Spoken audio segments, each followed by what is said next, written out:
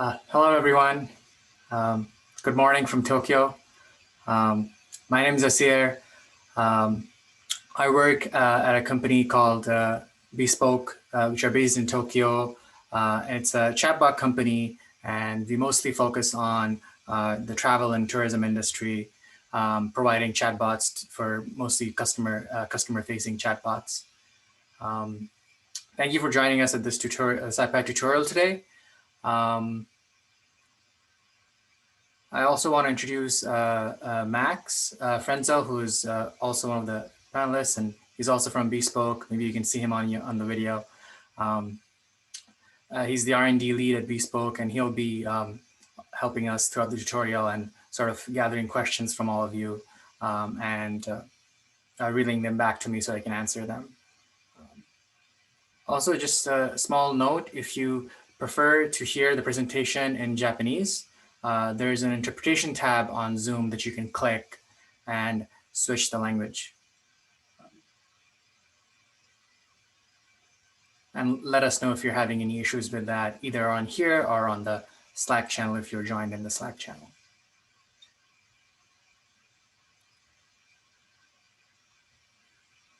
So let's get started with the tutorial. So today's tutorial is called Building a Scalable AI Chatbot from Regex to Deep Learning. So first, I want to tell you a little bit about what this tutorial is and isn't about, what we'll cover, what we won't cover throughout the next 3.5 hours that we're spending together. The goal of the tutorial is to provide a broad overview of retrieval-based and task-oriented chatbots. Now, what does that mean? We'll go through what retrieval-based means, but there are many different kinds of chatbots. So you can make a chatbot with just rule-based methods. So you can have a bunch of rules that you've written down, like, okay, if the user says this, then this is what you respond. Or if the user says, some other pattern, you respond in this particular way, and that's what you call a rule-based chatbot. And you can have completely generative ones that are end-to-end generative. So you can have a ton of conversation data in like question and answer type of form, and you can train a large model that takes that data as input and then learns to generate responses based on what it has observed in the data that you feed it.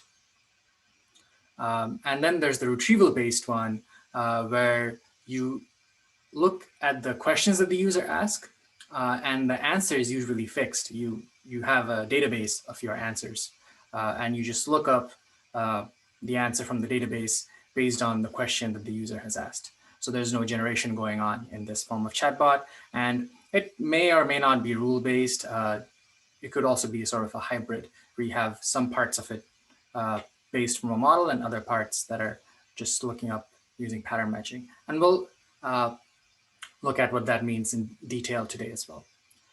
The other part is task-oriented. So a chatbot can be open domain or task-oriented. So open domain basically means it doesn't, you can ask it anything you want about any kind of subject, any kind of topic, and you expect the chatbot to be able to answer that. There is no sort of end goal for this chatbot. You're not trying to, like reserve a hotel room or get a table at a restaurant or fly a hotel or something like that. You're just talking about literally anything, We're not going to look at that.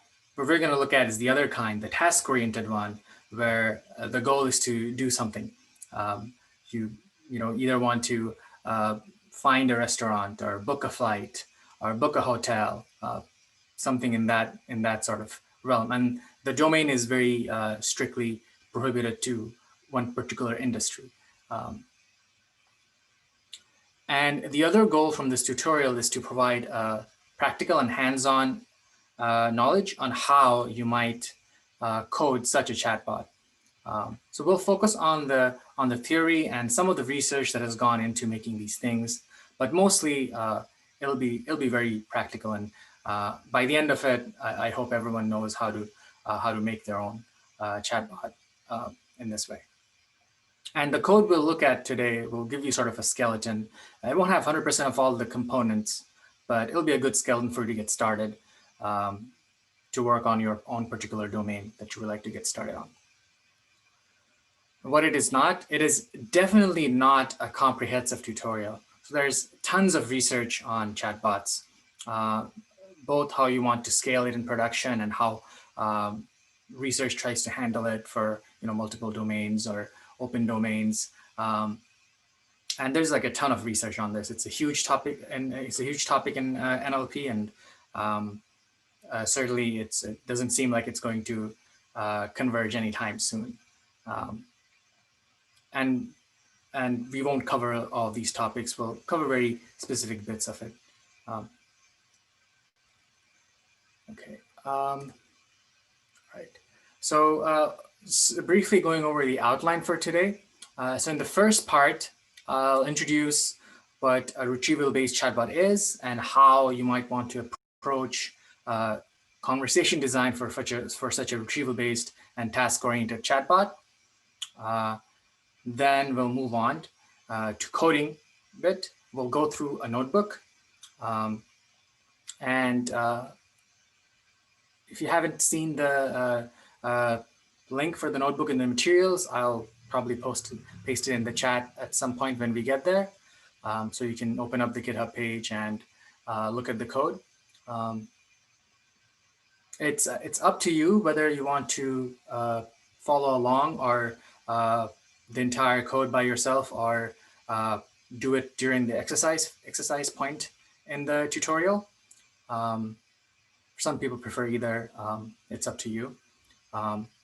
So this part we'll look at coding up the chatbot, the components that go into it, and we'll also have some time for you to work on some exercises that I've built in, so that you could work with your own data on your own particular problem. And hopefully, as the more you approach this with your data sets, the more questions you'll have, and the more modifications you can make. After that, we'll dig deeper into language models and transfer learning. So one of the things that, like the title of the tutorial implies, we're going from regex to deep learning. And in the coding section, you'll see we start with the simple regex sort of rules, and then we move on to deep learning methods. And one of the things that make this deep learning methods work for chatbots is our language models and transfer learning. So we'll dig deeper into them. And it's important to remember the tutorial is going to be sort of a top-down approach. So at first, we'll try to get prototyping and get something to work really quickly with a bunch of libraries and tools that are available open source. And then we'll slowly look into the details of the code to get a theoretical understanding of what's actually going on. And then we'll look at the metrics. So once you have a chatbot, you want to evaluate how good or bad it is, right?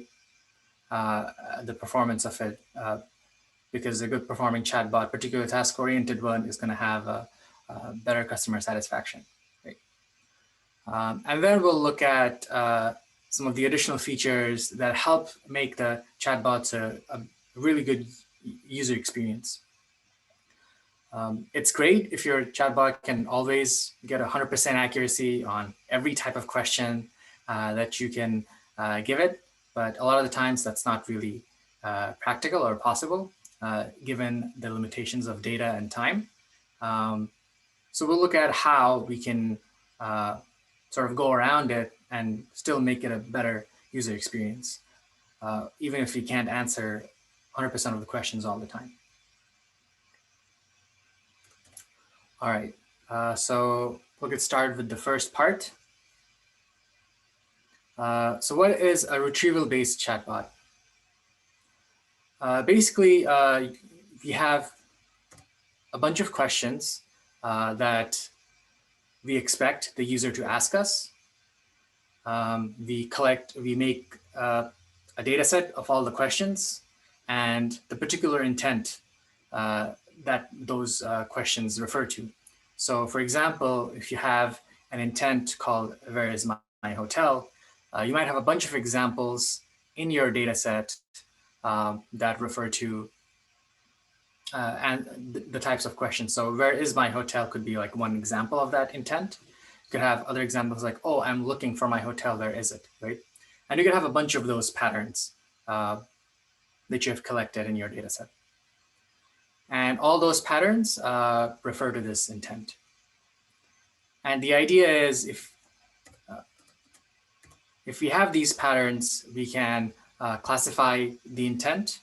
And once we know the intent, we actually, for the answer, we're just going to have a lookup from a database. So every one of our intents maps to one particular answer. You could have more types of answers for one type of intent, but just to simplify, we're going to assume that every intent has only one particular answer that you just look up from a database, and it's fixed. So once we get a question from a user, we classify it, we look it up in the database, and then we return the answer. So that's the basics of a retrieval-based chatbots.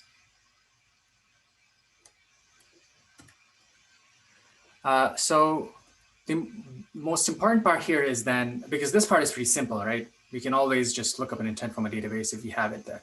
The most important part is how you want to classify the intent. So understanding what the user question was. That's the main focus of this chatbot. And we could do that in multiple ways, right? One of the easiest ways is to use exact string match, right? If we have a bunch of patterns on how to check in or how a user might ask the question about checking in, we can do an exact string match, right? Oh, does this pattern exist in the list of patterns for when is check-in intent? If it does, then we can answer it, right? And we can return the correct response to the user. If it doesn't exist, then we don't know. We can't answer that at that point. So just exact match isn't going to get us where we want, right? We want to do something slightly better. So even if a hyphen is missed or some spelling mistakes are made or there are some typos or something, we still want to be able to match because it's a bit of a waste if the user missed a hyphen and you can't classify the intent. It doesn't make for a very smart bot, right? So then we add another component to our pipeline called partial or fuzzy string matching. So we look at parts of the string and see if there's a good enough match. So for the first one, okay, this pattern existed, so we got an exact match. But even for examples like this, where you missed a hyphen or the user made some mistakes and there was no question mark or something, you can still classify their intent. So the important part here that I want to highlight is we're slowly building up a pipeline. We started off with something very simple, exact match, because that always works. And it's very computationally cheap, right? To just look up if the pattern exists. And then we get to a certain kind of accuracy or a certain performance when you get there. But that doesn't cover all the edge cases, right? So then we add, partial fuzzy string matching, and that's another component in our pipeline that helps us get slightly better and slightly cover more patterns that we don't have to keep writing all the time. But that's not it, right? Because we could always lose a lot of patterns even after fuzzy string matching. The model might the string is maybe completely different because here we're not learning anything about the patterns to classify the intent. So then we can add another component, and this is the machine learning bit where we can actually learn from the patterns that we've defined for every intent to try to classify it.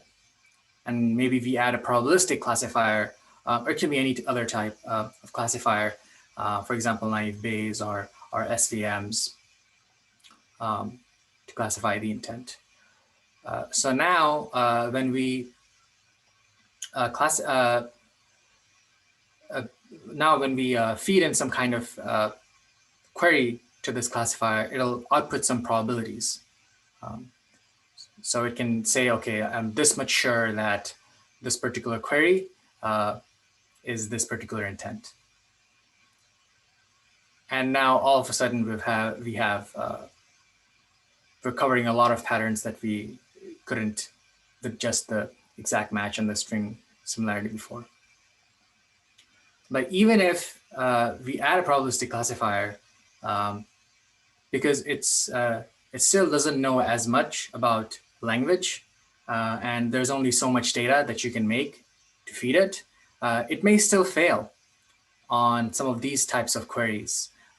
Or maybe because you can't obviously add all patterns at particular times, right? That's a very difficult thing to do. So those queries might fail. So this is good, and we've gotten much better than before, but still it's not perfect.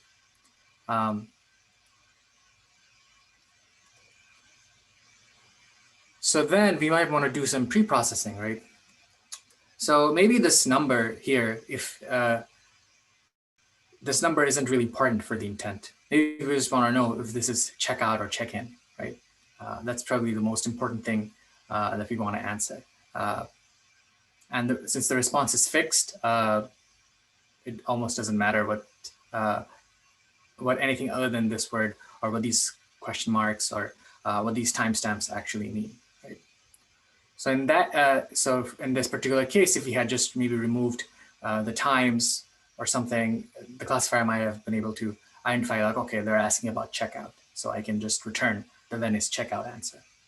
So how might I be able to do that? We can add another component to our pipeline called a pre-processing step. So we can maybe correct typos in that step. And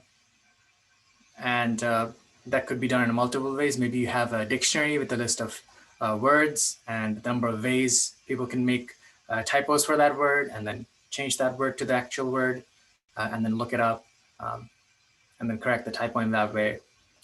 Normalize text, so remove anything that's like non-ASCII. Depending on what kind of intent it is, you may not even care if there are numbers, or you only want to care about the letters in there. Punctuation, so for particularly if you're using a naive Bayes or a probabilistic classifier type of model, the punctuation doesn't really contribute too much. It ends up becoming noise in your model. Other things could be emojis that you want to remove, or if there's some characters in another language, maybe you just support one particular language, so it doesn't matter what the other languages are.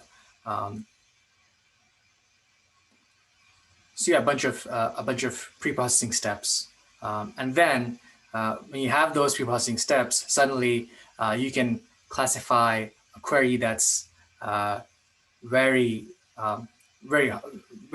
hard to do with just the data that you created for the probabilistic classifier. You get this input and you correct all the typos, you remove the emojis, remove the punctuation, any other characters that you don't care about, and now it's just a question like when is check-in or something. And as we keep adding these tools, obviously there's a limit to what we can do with what we have so far, with the exact match, the string similarity, and the probabilistic classifier. So once we have all these components and we want to get much more performance out of this, then we move into something like neural networks or other deep learning methods, anything popular that's out there, or any of the state-of-the-art methods that you might want to use. There are other ways that you can also use to get away and get better accuracy from your system by adding some design techniques to your bot. So buttons is one really great way of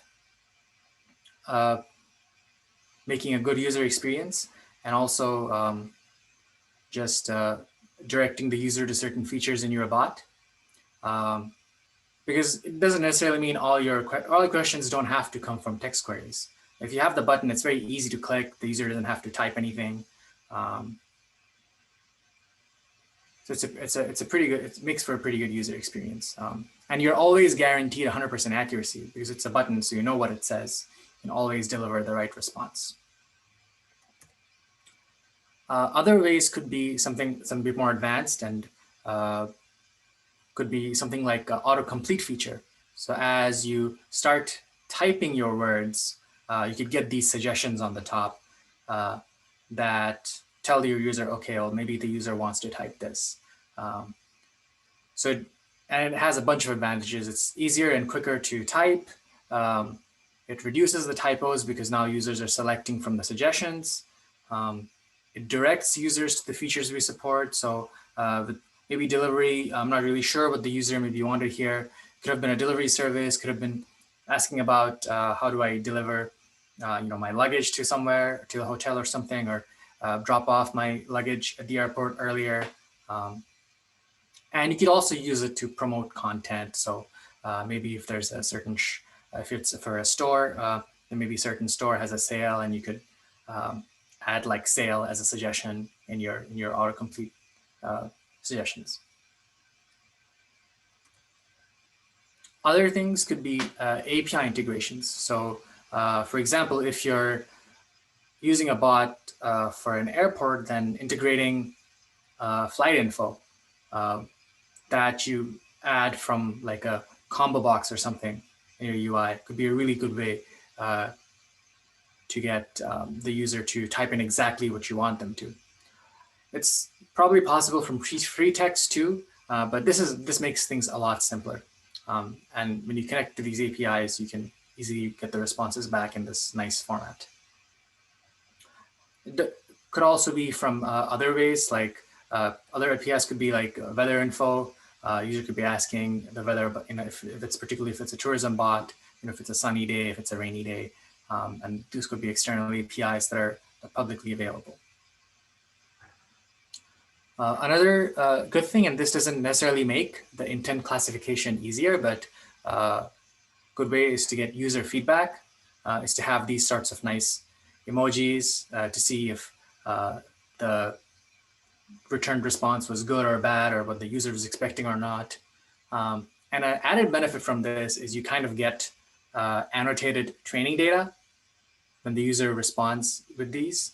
So if, let's say, the user asked about something about flight information and you returned it, but it was the wrong flight information. So the user can, do a downward smiley face, and you kind of know, like, okay, well, that was wrongly classified. So the user doesn't like that response. And later, when you train your models, you could come back to it and look what went wrong and annotate that data properly. Or if even if it was correctly classified, that's also good because you want to keep those logs as well. And feed them back into your training data and keep going on with this training process. Other things also could be added, adding named entity recognition to your models, to your bots. And what named entity recognition does is it's looking for certain types of parameters. So, for example, if you have a restaurant bot, you probably want to have a named entity recognition system that can classify different types of food. Because based on that, the restaurants you recommend would be very different. So for example, you can have steak, then, okay, well, this is something about meat kind of food, then we recommend restaurants that have that. Similar with other kinds of food.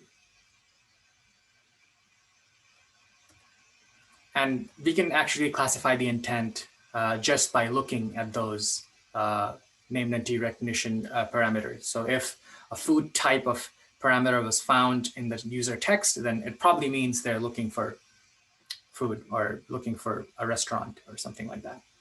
So those can also help you with the intent classification.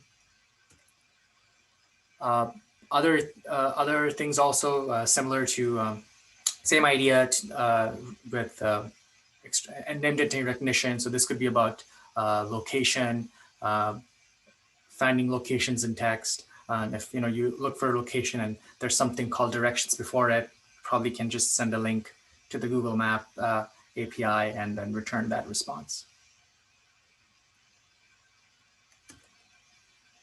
Typo correction, we kind of covered this a little bit in the conversation in the pre-processing part of the pipeline, but it can be a really powerful tool to get you close to the intents that you actually support and close to the patterns that you actually have written down.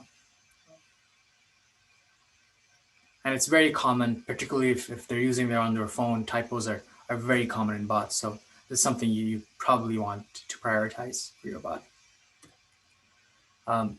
More advanced features that make for a good conversation design or a good user experience would be things like context. And so let's say user asks for something like directions from Shinjuku. Okay, well, it doesn't include where, and depending on how your system is set up, you may not know where the bot is, and the user could be the geolocation could be different, and not where maybe the client of the bot is. So then you can ask a follow-up question like, okay, directions from where, and then the user has to input again. Okay, this is where I currently am, and then you have this this context set up where the conversation carries over to not just one single input and one single output, but over multiple inputs in the conversation. Some other things, and this kind of goes back to what we talked about in the beginning about generative models. You can add a feature like small talk. So maybe this is a intent that you don't support because it's a task-oriented bot. You can't actually answer all types of questions, but the user may still ask these questions just to like play around or with the bot. So in that sort of case, if you can classify the intent like, okay, well, I don't know what the user is saying. What do I do now? Then you can feed the input to a generative model, and the generative model can respond with whatever answer it came up with, and that immediately helps you support all these small talk conversations that don't address the business of the bot, but still make for a good user experience because it appears to be very smart.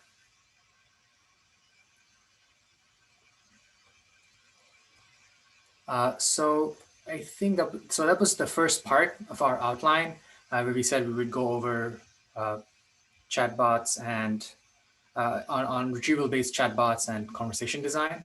I think I'll pause here for a little bit to take some questions.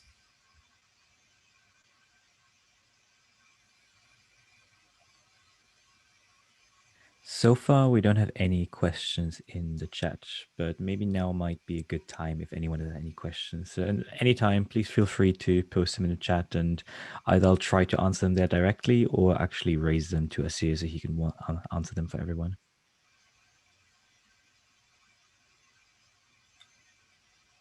I'll give people a minute to maybe start writing their questions. Also, if you can type your questions in the Q&A bit or even in the chat, right? Yeah, okay.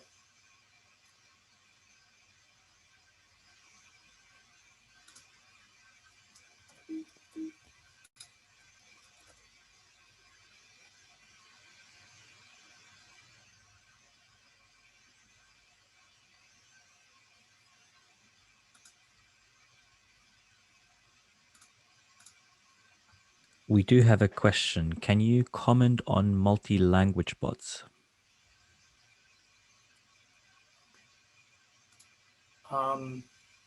Sure, yeah. There's many ways you can do it on multi-language bots.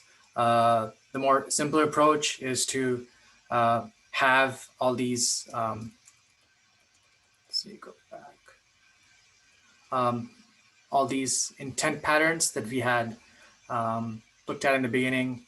For a particular intent, you could have them in different languages and the response, and also have different response for those languages, but that may be a cumbersome task, and you may not have someone who speaks the language that you support to make that data for you.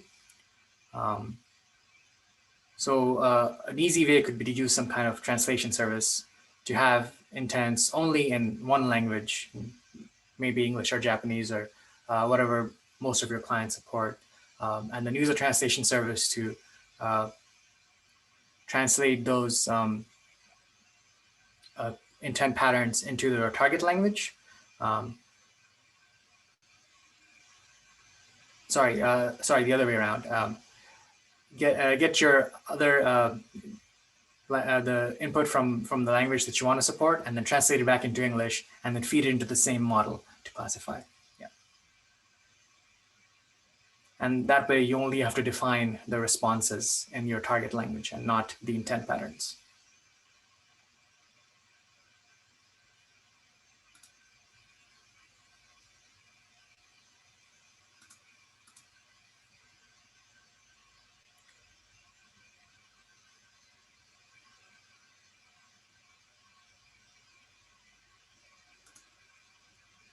Any other questions?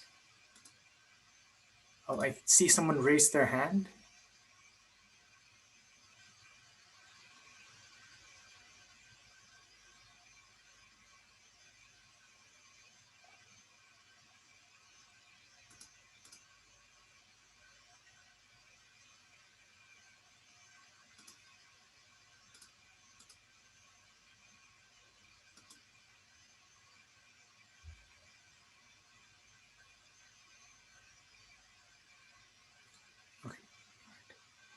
Okay, I'll just move on to the next bit. And if you still have questions about this part, I can address them later on too.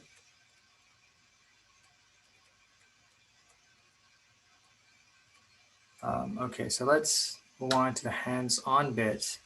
So for this portion, we'll look at the materials that were posted beforehand for the talk, for the tutorial, and I'll put them in the chat as well, so people can come up.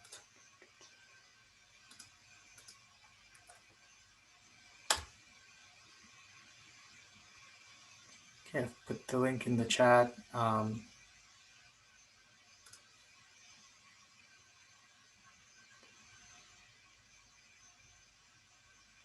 So once you open the link, you'll see some instructions in the README on how to use the materials. We'll use something called Colab to go through the notebook and the code. And if you're not familiar with Colab,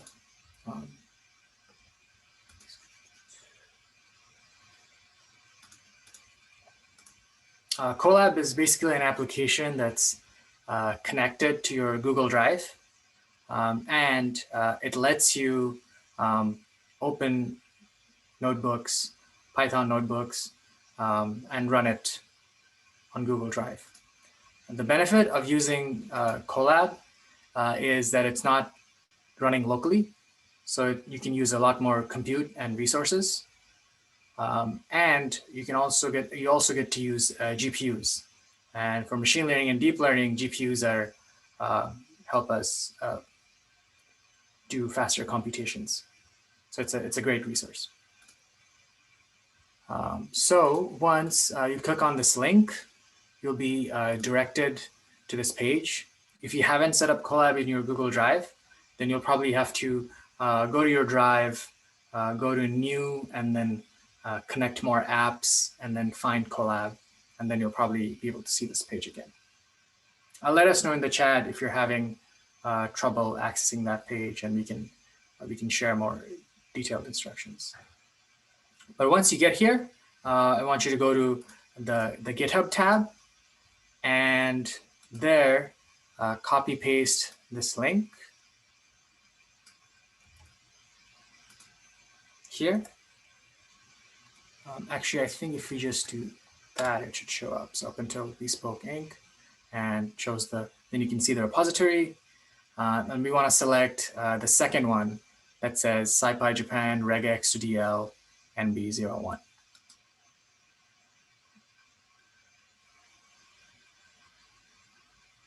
So once you open that, it's still looking at the one in GitHub. So because you want to edit and save the changes, you want to go to File and do Save a Copy in Drive.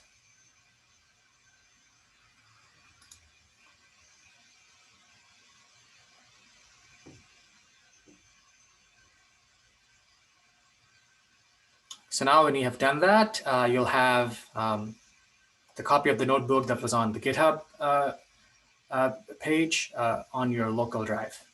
And now you can make changes and edit and write on this notebook. So once we have this, we have to connect this to a GPU. So here it says connect, but by default, it'll connect to a non-GPU instance. So we can change that by clicking on this drop down, manage sessions. Oops, sorry. Actually, it's not. It's in the runtime. Sorry. Go to runtime. Change runtime type and select the hardware accelerator to be GPU. And click on save. Okay, it says it's connected here, and now we can use a GPU instance from our Google Drive Colab notebook. So once we have this, it's also in the instructions here, you have to install some dependencies so that all the code can run. So it's already in the first cell of the notebook. So you want to do is you want to uncomment these two lines and then run them. You can click Shift Enter to run the cell.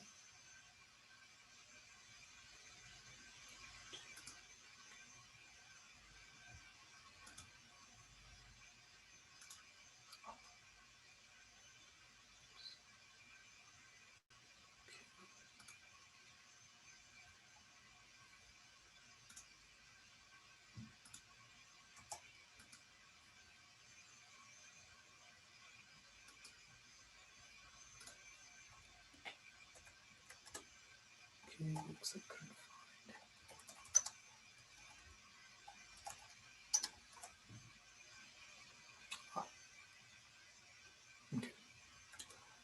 looks like there was a small issue with the link that I posted here to run the command. So I'll copy the correct one onto the chat.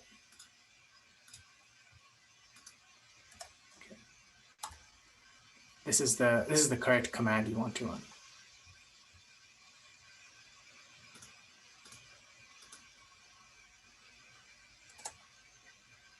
Right. And now it's installing all the dependencies that you need to run all the cells.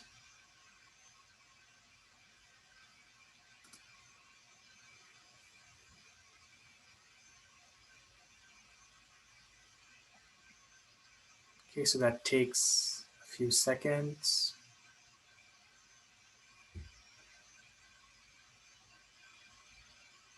Okay, great.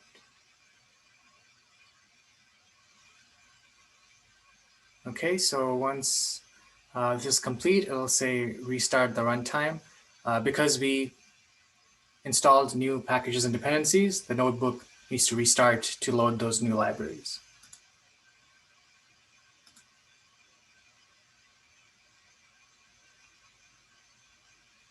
Okay.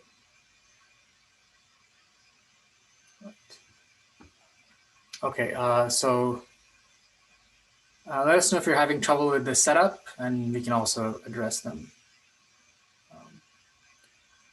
So we have a notebook, and the first thing we need to make a chatbot is we need to make some data. And that'll be the first exercise for this tutorial that you'll be doing. There is a small data set that we've provided to see as an example of the kind of format that we expect. So please use it as reference. You can also use the same data set to go through the tutorial, but I highly, highly recommend you go through the experience of making your own, because you'll learn a lot about conversation design and making data, and it'll help you. I think it's a great motivator as well, to keep working on this, because I hope that some of you will want to keep working and learn more about this after the tutorial as well. So this is the format is pretty simple. There's a dictionary, and it's mostly JSON. There's a dictionary with the intent label, and a list of the patterns for that intent label. So for example, when is check-in, so there's a bunch of phrases here that correspond to the intent. Are there examples of the intent? When is check-in? Similar to where is the front desk? Bunch of examples for that, and so on. There's also one called answers.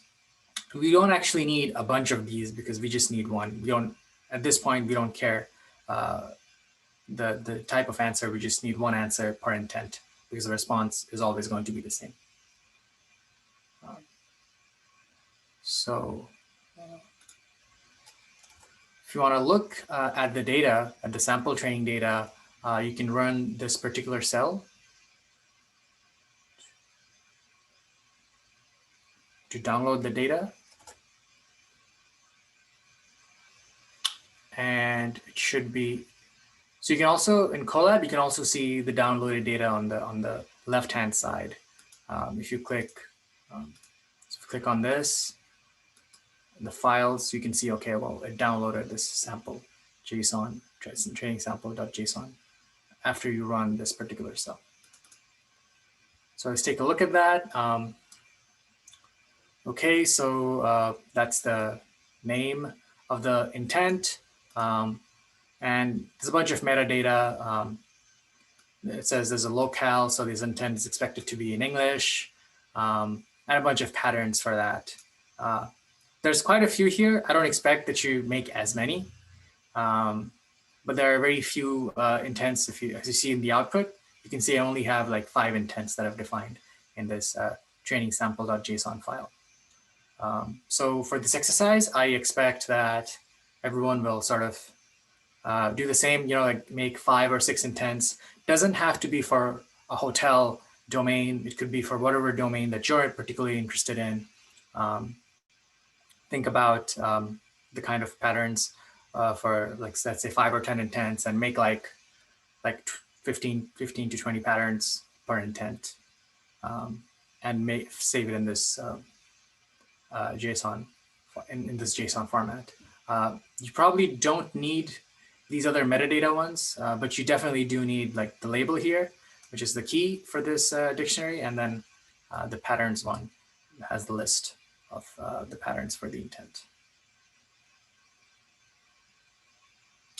Any questions about that exercise?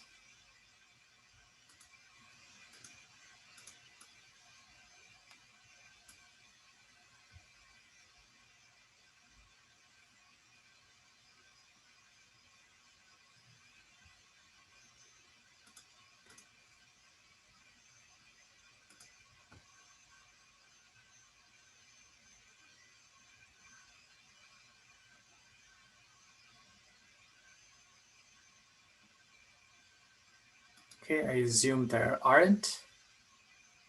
So we're not seeing any questions at the moment. Okay. All right.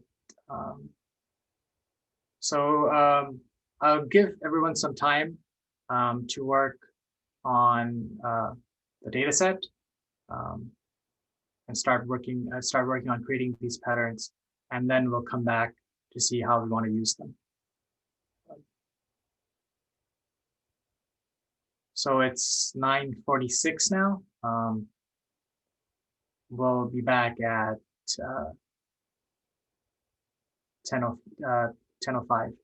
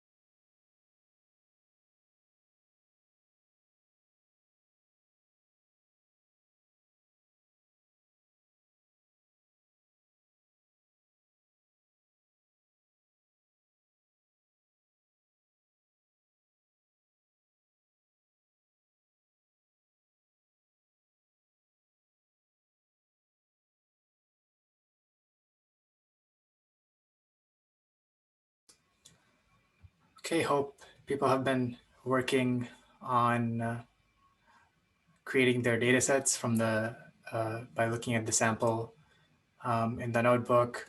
Um, we'll get started with the next portion in like another minute or so.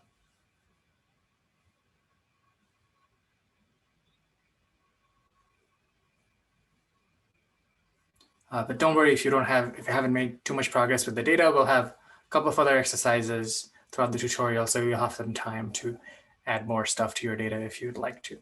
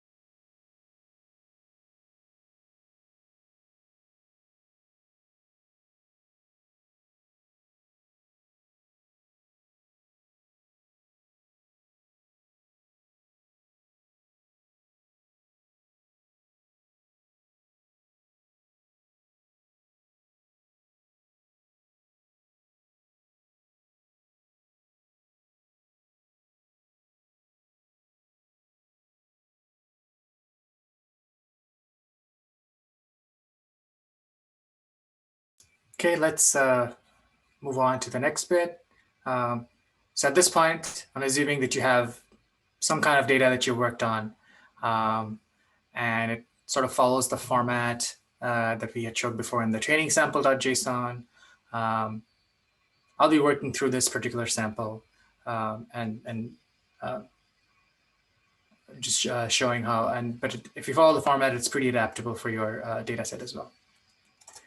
So let's load that data set into memory and let's take a look at the classes we have. All right. So this particular data set, as the name implies, it's for a hotel domain, has 5 different intent labels, checking in, checking out, early check-in, late checkout, location of the front desk. Some pretty simple things that probably you might want a bot to answer if it's meant to be used at a hotel reception or something. And then we have the answers. And like we said, since we're not interested in having multiple kinds of answers, the response should just one simple answer for any kind of, for every intent should be good enough for us. We just hard-coded them here. Answers, so okay, when it's check-in, it's at 3. It's actually not even that smart because it just says, oh, for early check-in, check-out, please schedule it beforehand. So we hardcode define that. And now we'll slowly move on making the small components of our bot. And at the end, we'll have a full pipeline that helps us find the intent for that bot. Okay, so in this cell, we have a simple data class. We already have I guess we have our training data already imported into this JSON format, but it's always nice to have a data class like this defined where you can change the format to what you'd like it to be, add a lot of helper methods that you're going to be using later on. It helps to easily to keep track of stuff. If you're just using JSONs everywhere or CSVs everywhere, or even just like more structured things like pandas data frames, because we're working in a notebook and easily you can lose track of the state of the cell. Maybe you've overwritten it with something else and the number of times you ran it using different things. So it's just, I find it a very good practice for not just, making chatbots or anything, but any kind of like data science or machine learning application. Have a nice little data class defined with a bunch of helper methods. Particularly if you look at this, okay, well, get answer. I think we're probably going to be using this a lot, this function a lot, and it's kind of a pain to look it up always from like a data frame or a JSON. So having a method that does that for you is great. Same with like, okay, probably one of the phrases or the examples available for that particular intent label. So we're using this a lot as well. And having it defined once means less code means less bugs, usually. And it's good to just get it over with at the beginning. And also have some things like the batch, if you want to just look at the first few elements in your training data, and you can have like the size of your training data and so forth. So nothing too interesting going on here other than in the initialization, we're making everything lowercase because for our particular way, particularly the pipeline we're building of exact match and string fuzzy matching, and then using our naive Bayes algorithm, the case isn't really important. We're also going to remove all the punctuation because that also isn't providing much value. These things will start the pre-processing for the training data will slightly change when we move to using neural networks, but for now, this is fine. And we're just attaching the answer for that particular intent and putting it all the way into a data frame. Okay, so we have that, and so now let's take a look at the data. It's always good to print out stuff like this when you're working with data. Then you can sort of see what you get and sanity check that everything is the way you expect it to be, and find bugs quickly that way. So, okay, so the intent is check in, and the phrase looks accurate. Okay, the answer looks accurate too, so things look good. How much data do we have? 368 data points for all 5 intents, that we had defined before. One other thing here might also be to look at the distribution of the different intents, because that might influence your model performance as well. Like how many examples do you have per intent? I'll get back to this maybe when we're looking at the probabilistic classifier part of the pipeline that we're building. But the distribution can, if you have overwhelming number of examples for one particular intent, your classifier can just like learn to always classify that and get a high enough accuracy. So if 70% of your intent examples are for intent A, and it always classifies intent A, then it will at least get an accuracy of 70%. So machine learning models can learn to sort of cheat if there's too much imbalance in your data. So good to print stuff like that out as well, like how many examples you have for every single intent. Okay, so now we arrive at the first part of our pipeline, which is the rule-based. It's not really classification. It's just because we're just doing matching, right? We're trying to see using just the string matching if there are similar patterns that we define in our training set. And that might fail, and we know that's going to fail at some point, right? Because it's easy to fool a string matching algorithm. So we define an unknown response that says, I don't know. So sometime when you put it, maybe try to classify a query that couldn't be matched to any of the intent patterns that you have defined, it'll just return, I don't know. And if it returns, I don't know too many times, obviously that's pretty annoying. But from the other way to think about this from a user perspective sense, it's always better to say that you don't know instead of classifying the wrong intent or returning an intent that the user did not ask for and like repeatedly doing it again and again. And because I don't know gives user a feedback that, okay, well, maybe this is a feature that isn't supported, so I should ask some other question to get at another feature that may be supported. So it's still good to have an I don't know type of response.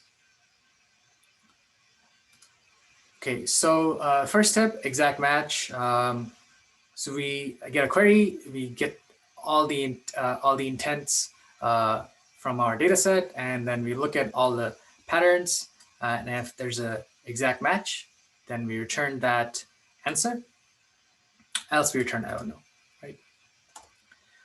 Pretty simple, just a for loop, looping through all the phrases that you have. And then we call it, okay, is there early check-in? Okay, well, that matched very well. There was a pattern that matched exactly that, and you could return the answer. But obviously, and also for this other intent, it works as well. But then if I give it something more complicated, it doesn't, oops, didn't run this cell. It didn't match, and it returned, I don't know. This is actually not the good example of I don't know that I was talking about, where it's a feature that it doesn't support. But here, actually, we know how to answer questions about early check-in or checkout, but because the classifier was so bad that it didn't know how to answer. So this is actually not a great example of I don't know. This is where you don't want the bot to respond I don't know. You want it to say something like, oh, can you rephrase this question so that I can answer what it was trying to say. But at this point, our pipeline is pretty simple. So next, let's take a look at some of the pre-processing steps that we can take.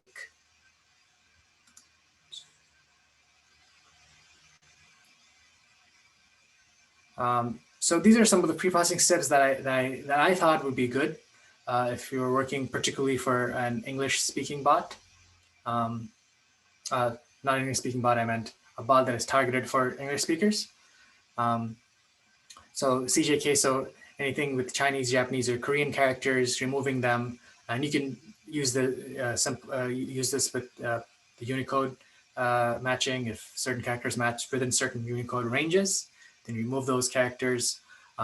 Contractions, so like didn't, couldn't, you just remove them to did not, could not, and that's very simple to do with a dictionary. Hyphens, stop words. Stop words are things like a and is the that occur so many times in the text, but may not provide too much value in the classification because so check-in is not a stop word, and as soon as you see that word in the user query, user probably wants to ask something about check-in, whereas and these sort of articles and particles may not provide tell you anything about the intent that you're trying to classify. Typos, yeah, correcting those.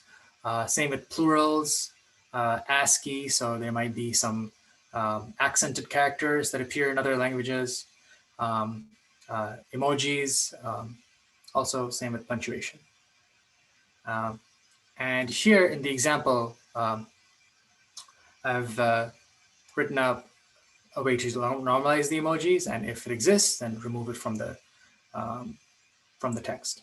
And it's just looking at some simple regex that looks at the emoji ranges and replaces them.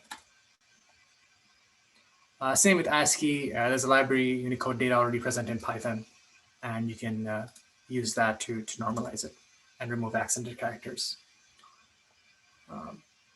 Punctuation, similar idea, regex to escape them. Now we have, we can write a pre-process function that takes the test and takes the user query, puts it through this pre-processing pipeline, and then returns it back.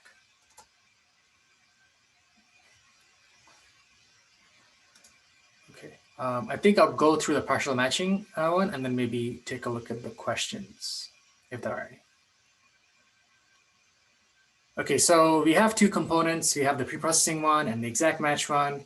We want to get a little better now and do partial string matching so that small little errors in our if the user has small errors in their typing or maybe it's slightly off from the intent patterns that we defined, we can still do a partial string match and return the correct intent. And for that, we'll use a library called Fuzzy Wuzzy. And it uses Levenshtein distance to calculate the differences between sequences, and it returns a score of how closely the two your input sequence versus your set of reference sequences match. And what we'll do is, if the score is high enough, then we return the intent phrases that the intent for the phrases that it matched.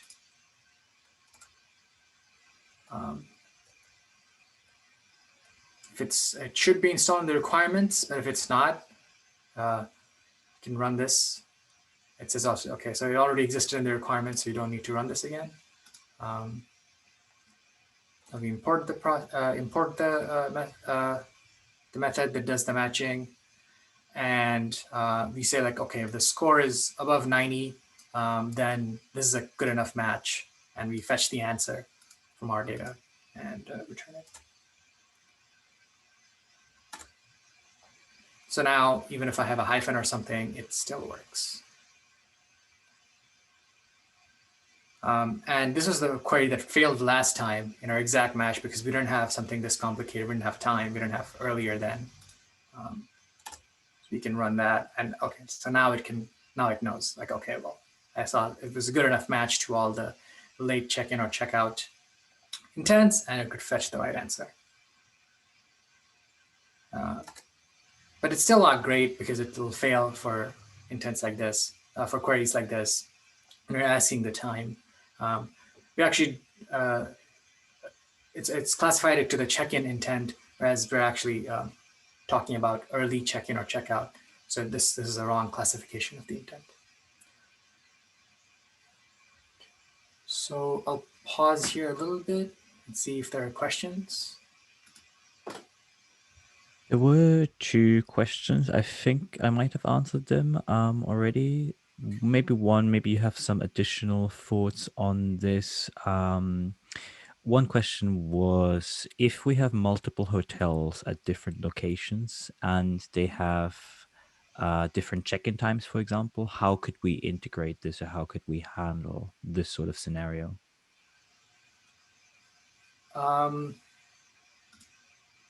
So for multiple hotels, so the intents for both of them would probably be the same, right? Because we still want to know, the questions are the same, except the check-in, check-out times might be different, right? So for that, either one way you could either just separate out the data for the responses, not for the intents. So both of those hotels could share the same set of intent data. But for the responses, they could be fetching from different databases, right? One database for Hotel A that has this particular check-in time, another database for Hotel B that has this other check-in time, and just fetch the right answer from either. Does that answer Another the question? thing, Yeah. I think that's great. And another thing I mentioned in the chat, but it probably goes much beyond this particular tutorial. I also said an API integration could work for this if the hotels do have an API for opening or closing times or check-in, check-out times. Yeah, definitely. Thank you.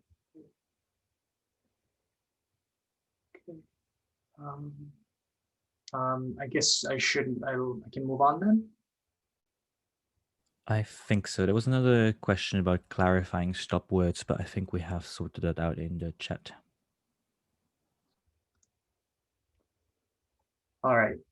So we've built up a few components in our pipeline, but it's still not great because it couldn't classify this simple thing. And we're reaching the limits of what partial matching or string matching can do for us. And now we can move on to machine learning classification and using models for our task. We'll use something called naive Bayes classifiers because they work pretty well for limited small amount of data to classify the correct intent. But before we can do that, we need to tokenize our data. Tokenization is a concept in NLP where you split a string of words into its individual, a string of a sentence into its individual words or subwords. And we do that because we can when you feed into when you feed our training data into our model, it needs to be first changed into numbers. So the first step we do is we tokenize our text into individual words, and then we convert our words into indices based on, so we assign every word a different number.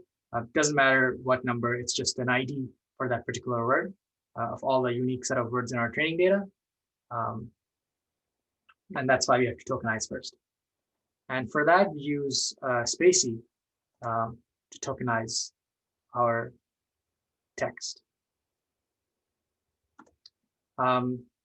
You may be thinking, like, why do we have to tokenize English text? Because it's already space separated, right? It's pretty easy to know what the tokens are. And for English, yeah, for a lot of things, it's pretty easy, but you can do a space separated tokenization. But some things are a bit more trickier. For example, what do you do when there's a hyphen? How do you deal with contractions? Like I didn't, like how many words is that? Is that one, is that two or three? How do you change didn't to not? How do you deal with the characters from other languages? How do you deal with spaces? Stuff like that. And for non-space separated languages like Japanese, it's more obvious because it's harder to tokenize them without a model to do it for you. Okay, so we use Spacey tokenizer to tokenize our text, and we also take a list of stop words. NLTK has a dictionary of all the stop words in our set, and like I said before in the beginning, like in the pre-processing pipeline step, like stop words, because they occur so many times in frequency in the data set, they don't provide too much value for the model to learn important features that would help it classify the intent. That's why we remove them from our training set before feeding it into the model for training. Okay, so this function basically first tokenizes using the model from Spacey, and then just puts them back together without the stop words. Then we get our x and y's. So x is the variable we feed it, and y is the variable we want to predict. So in our case, the intent patterns and the intent labels.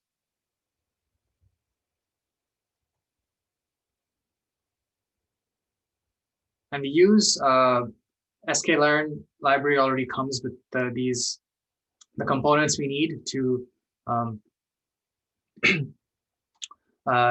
build a naive-Bayes algorithm, so we don't have to actually write it from scratch ourselves. We shouldn't get messy and easily wrong. So we take advantage of the library that's available and write a simple train function. So first, the count vectorizer. So this first part, what it's doing, what I had said before, it's changing everything into IDs, and also taking the frequency of what every word, how many times a word appears in our data set, and those become features for the model.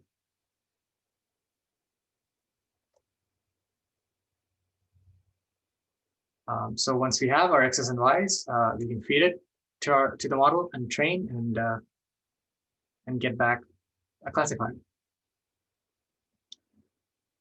Similar to what we did during training, we tokenized and then put them back without the stop word. So we do the same thing for prediction, and call the model returned by sklearn already has a predict function that takes in that as the tokenized query as an input and returns the prediction, the correct label for that. Okay, so now when we try the same query after training this model, so now we can answer this particular query that we couldn't before, that fuzzy matching and partial matching couldn't.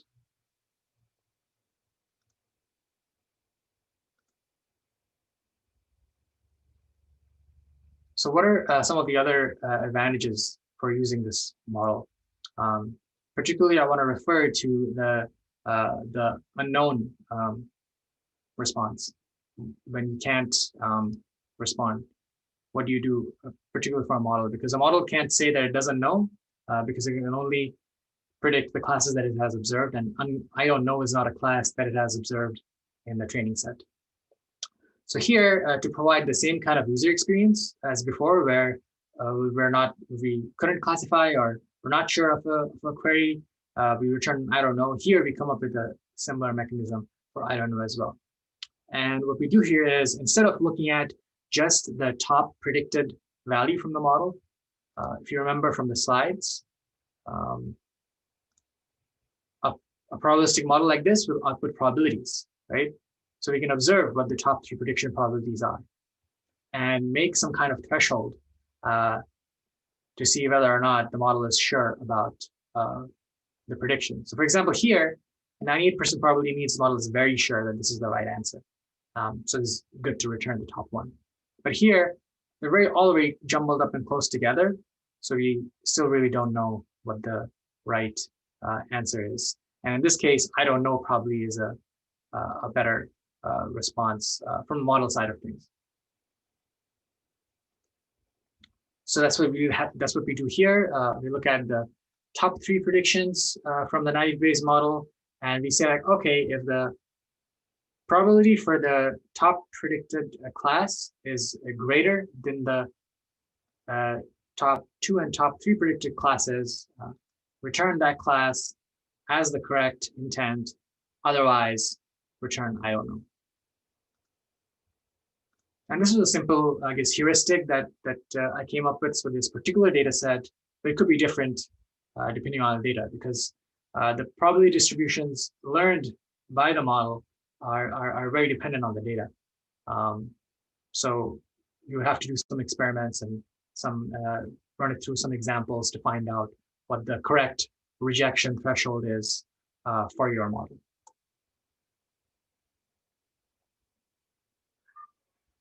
Okay, so now if we try the same query as before,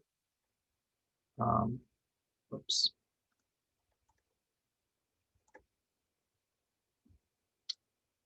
Okay, so things still look good. Our model is pretty confident that this is something about early check-in or early checkout. All right. So you have the a few components now, and with these we can actually cover a lot of cases in our data set and have a pretty good functioning bot with just these 3 or 4 components. And we can put them together into a pipeline and say like, okay, well, try exact match first, then try the naive Bayes, and then try the partial matching. And if none of them returned I don't know, then return that. Otherwise, return I don't know. And then we end up with a pretty good bot.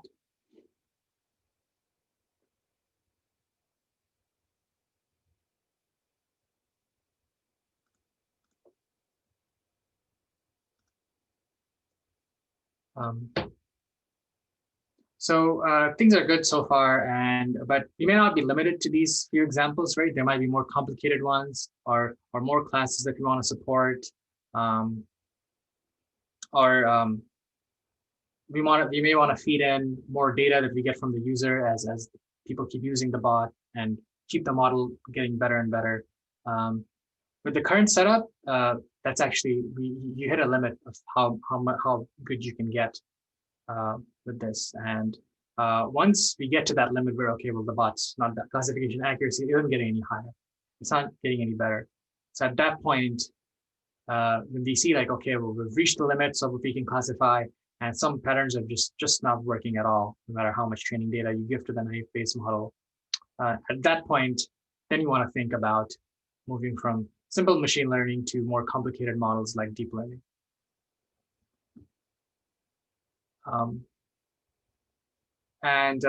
Yeah, so we saw that the pipeline works well for some of the rules, but it definitely doesn't scale the data, and you have to do a lot of pre-processing, and it's hard to predict how much more pre-processing you may want to be able to do, and maybe it's just too much of a hassle to always keep doing this again and again, just to get things working properly. And then you do a pro-con evaluation. So what the pros are, you get a definitely noticeable improvement. It scales the data. You can always keep improving by adding more data. And you don't have to feature engineers. So one of the feature engineered things in the previous model was we looked at the frequencies of how many times a word appears for every intent class. What we saw in the naive Bayes model. For neural networks, we don't have to do feature engineering because the models learn the features as you train them. And it might simplify because preprocessing might go away, so it could simplify your pipeline a lot, making for less maintaining less code, and less thinking about the preprocessing steps that you might have to do in the future as well. Some of the cons, you've been feeding it one particular type of data to get it working for this naive Bayes model and partial and exact matching. And now you kind of want it to work for this other complicated model that's expecting a different kind of data. So now your data needs to be cleaned and needs to be fitted for this other model. And you can't see the huge gains. It's not like it wouldn't work at all with the data in the current state, but you wouldn't be able to see huge gains in improvement until the data is cleaned up. And obviously, because neural networks and deep learning requires GPUs to train, you need to change your infrastructure because you have to scale up instances and need more compute.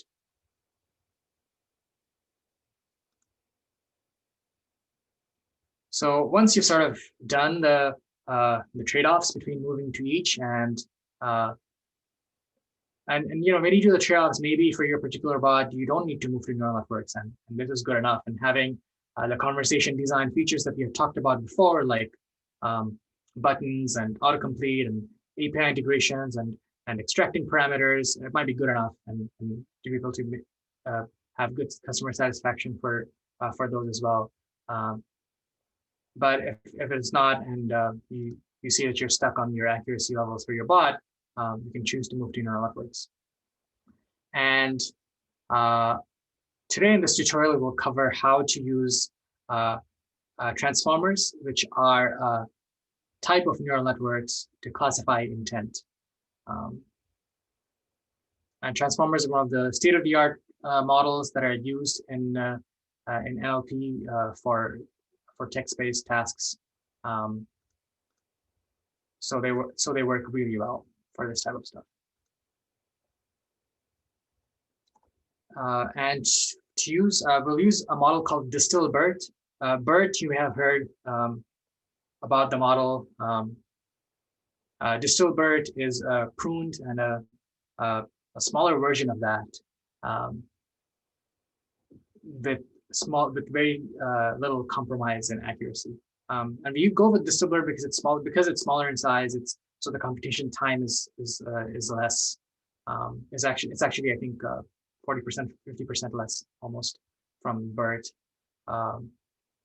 without compromising accuracy. So that much. So that's why we go with it. And when you're making models for production, it's good to keep these things in mind. Where you don't have to go with the state of the art, the model that came out yesterday to work with, like things like size and computation. All these things these matter in production. And to implement them, we'll use a library called FastAI and a library called Transformers, and as the name implies, they have the models implemented there.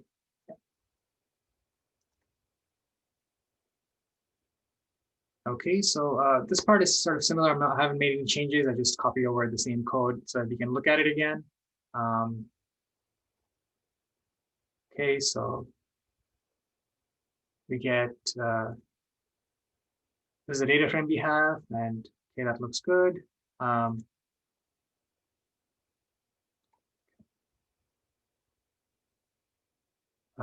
Here we do some imports, the classes. Just like we used the Spacey tokenizer before to tokenize our phrases for the naive Bayes model, Distil-BERT has its own tokenizer that you need to use. And if you don't use the correct tokenizer, the sentence doesn't get split in the right parts, and the wrong tokens get fed into the model, and the predictions are then not accurate. So you need to use the same tokenizer that the model was trained in to get the same accuracy. So we define the tokenizer here. This is actually a simple wrapper. The tokenizer is already defined and written in the transformers library. But the FastAI, which is a wrapper over, which is a library that uses PyTorch, also a deep learning framework. It makes training a lot simpler and easier for us. So that's why we use that library and wrap the transformers token, the Distilbert tokenizer into a FastAI tokenizer class. And if you can see, it's not really, tokenizer isn't really doing much. It's just calling tokenize from the parent library.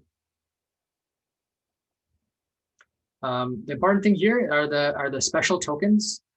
So when Distilbert was trained, also important to note that we're not actually using Distilbert from scratch. This is a model that was pre-trained on a large data set, and we use the same model to get to classify.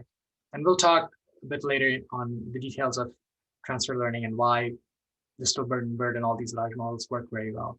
But right now, we just have to remember this was already trained, which is why we need to use the same tokenizer in the same way that it was, same pre-processing that you use to train it. So the important thing here is the special tokens were added in the beginning and end of every sequence during training. So we do the same. We feed in this in the front and the back of the tokens. Okay, so once we have that, we can initialize our objects.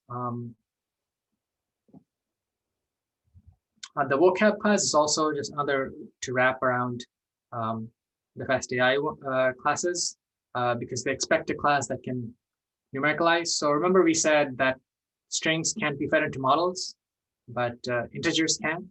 So we numericalize basically means split up the sentence, converted them to their word IDs, and then return that as a list. And textified is the opposite. So if you want to look at, if you have just the indices, convert them back into string tokens. And it's just using a dictionary to do that.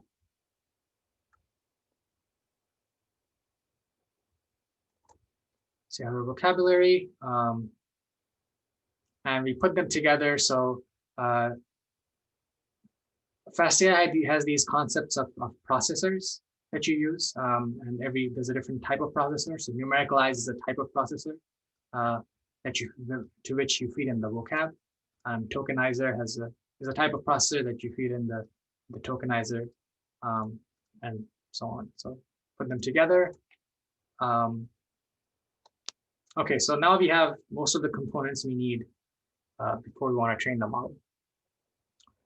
Next is this idea of data bunch. And data bunches are, it's similar actually to the data class we had defined in the beginning right here. We defined this for our purposes. We needed to access the answers for an intent, remove punctuation, or get the phrases for an intent, or see the batch. So a data bunch is a class like that in FastAI. But it has a few more additional features that help you convert your data, which may be in CSV or a data frame format, into a format that can be fed into a model. So doing all the pre-processing, reading from disk if required, or reading from a data frame if required, doing the pre-processing, splitting up into your train and test sets, putting the correct labels on your examples, and so on and so forth.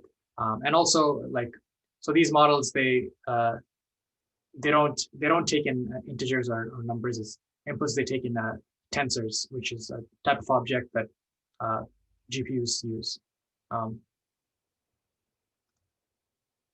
So all of that can be encapsulated in this data bunch class. And from the definition, it's pretty easy to see what it's how to use it. So you get a text list. Okay, it says from DF, so from a data frame. You pass in the data frame there. The processor, that's the pre-processing steps we defined earlier of tokenizing and numericalizing. Call says, okay, so where do I get my X variables from? Look at the phrase column that's defined in the data frame. Split by rand%. So this is the second part after getting your data from a data frame. you have to split between our train and test sets. And split by 9% basically says just take like 10% of the data and put it in my test set randomly. Randomly take 10% of the data and put it in our test set so that we can see as we train, then we can look at the performance in our test set. And then we have a label from data frame. So where do I get the Y labels from that we're trying to predict? And this says, okay, well, look at the intent column in the data frame, and that will tell you what the label for that particular phrase is. And finally, convert it into the data munch data class. BS is the batch size. So when you're working with GPUs, you take a batch of things. You take a batch of data at a time. You don't look at one data point at a time because GPUs can parallelize, that's why it's better to do batch processing. And this says, okay, we'll look at 64 instances of data point at a time, and then feed them in, and then feed them into our model. Another point here is the pad index. So all of our phrases are not going to be the same length, right? They're all going to be different lengths. But in the GPU, you can't feed in batches of things that are of uneven length. They have to be rectangles. So if you're imagining a matrix or a list of lists, the number of rows and the columns for every matrix has to be same. So what pad first does is if you have sequences in your data or phrases in your data that are of uneven length, make them equal by just adding zeros at the end. I'll just show an example. So if you have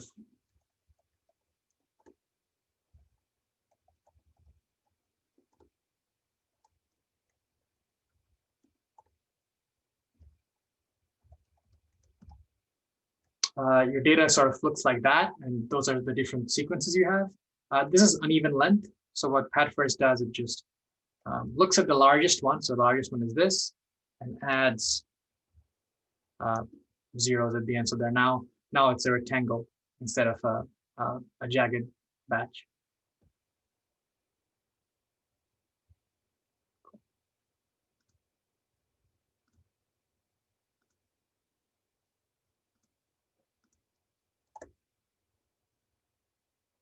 Okay, so we have our data set, and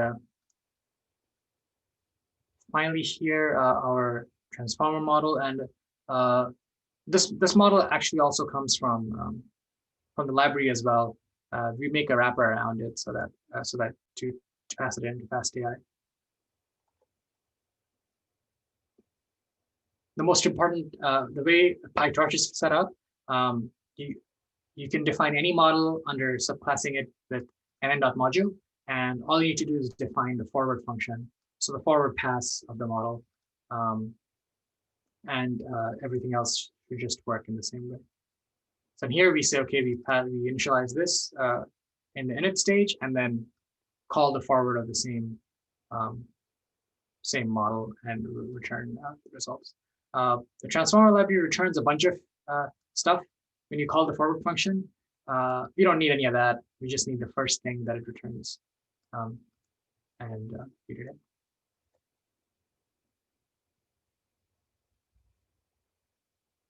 Cool. So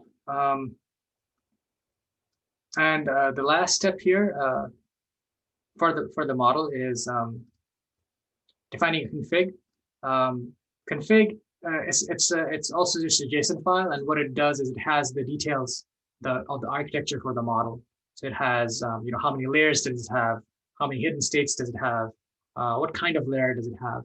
All these kinds of details are defined in this JSON file, and the library reads it and reads it, and then initializes the model from those values in the config file. And this is all taken care of by the library, so we don't have to do any of it.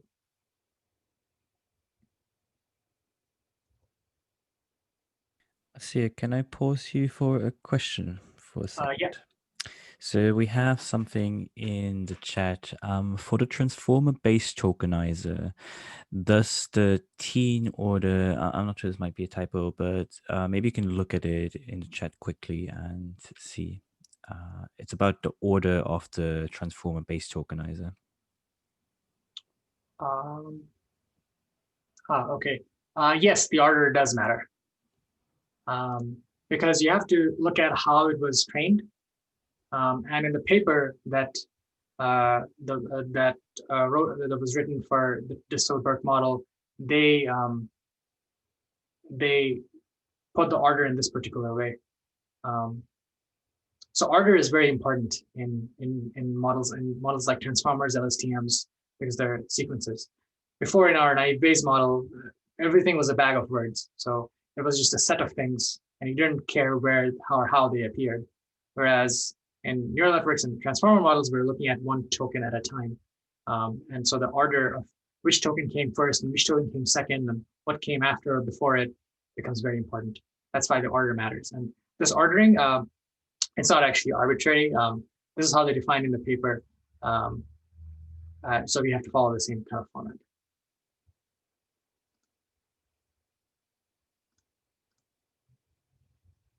So does that answer the question? I think that did answer the question. Thank you.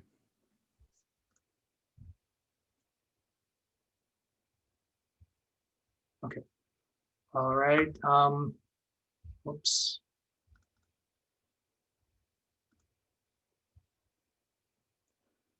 So for training neural networks, we need a few components. And we've slowly, as we've been going through this, we've been building up the components one at a time. The first part here was the pre-processing steps, how we convert the data into integers and numbers that we can feed to the model. The data set at the end, so the data class, the data metering at the end, then the model itself, so the architecture, the details, and the specific functions that the particular model will use. And we're still missing two more things. One of them is the optimizer. So neural networks are trained with something called stochastic gradient descent. I won't go too much into detail what stochastic gradient descent is, because just details of that would probably be another tutorial in itself. But it's a way to tell the model how it's where the current state of the parameters are, and how I should, if I should or shouldn't update the parameters. And the last bit is the loss function, which tells you how the model is performing. So you took your data, you feed it into the model, it returns a bunch of predictions.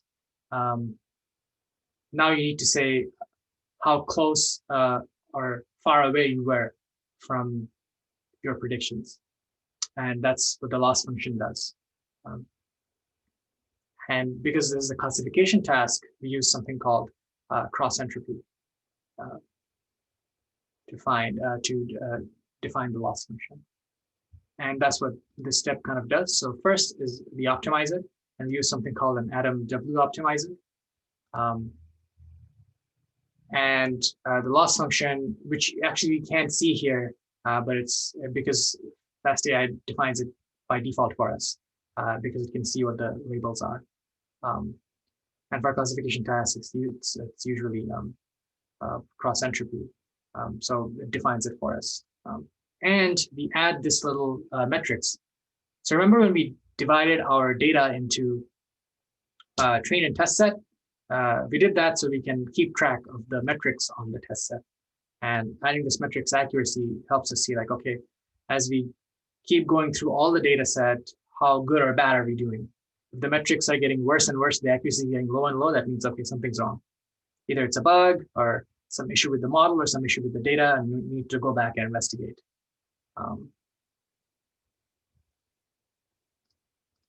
So it's always good to make that split and look at the metrics as training goes on. Okay, so we have that.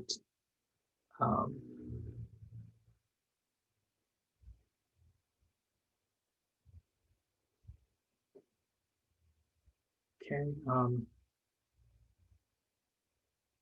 The next, I won't go through this cell. I'll come back to this cell when we go over the transfer learning bit of the tutorial.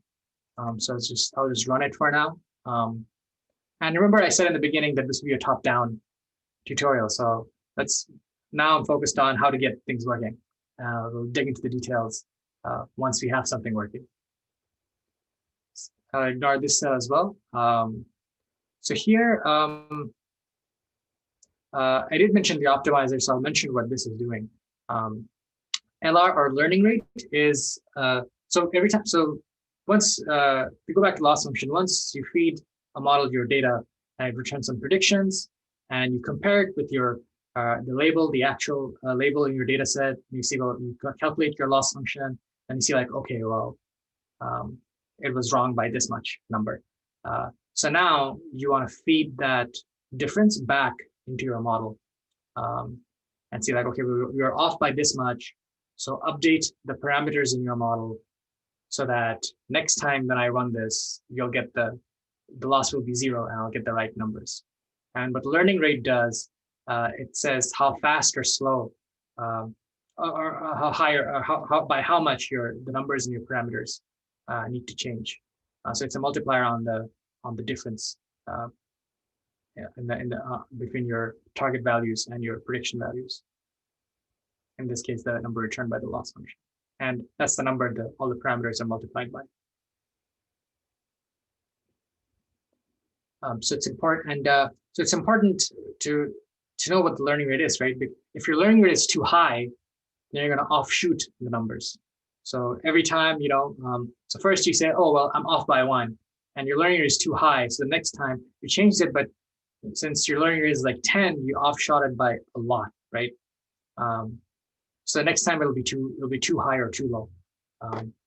And you can just keep going back and forth between this step. So finding a good learning rate that lets you change the parameter numbers in your model by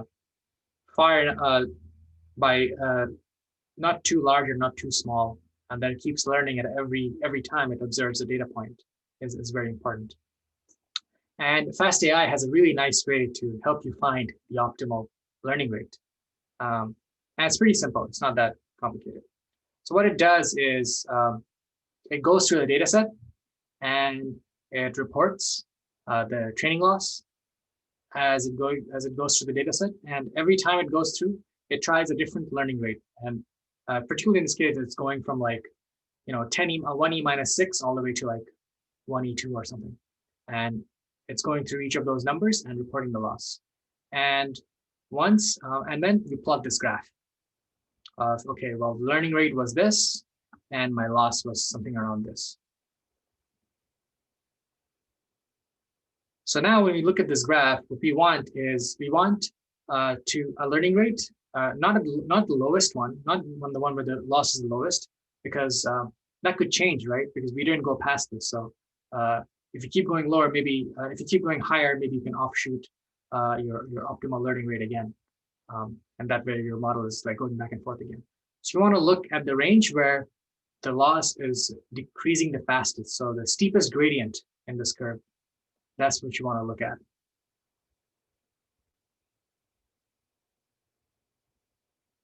And pick that as your learning rate. So our finder does that for you. And then when you plot it, you look at the curve and you see like, okay, well, it looks in this area, it's like the loss is going down the fastest. And that's the best learning rate. And once you know that, you can call one-fit cycle. And we'll come back to what one-fit cycle is. But for right now, you have to know that okay, this does training, and it's training for 3 epochs with a learning rate of 1e minus 3. And momentum, which is also another hyperparameter for the optimizer. And we can train that. and we run these cells. I'll come back to the freeze 2 minus 3. I'll come back to what these things mean during the transfer learning bit of the talk, bit of the tutorial.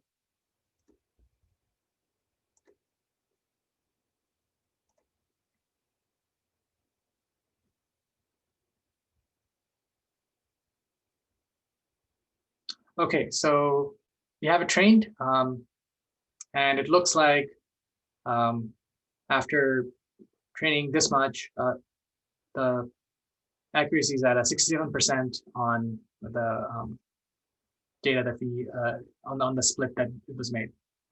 Doesn't necessarily mean it's good or bad. It's hard to say. And it could be we stopped training after 5 epochs here, or however many epochs the combined was. But if you keep training for longer, maybe it could get better.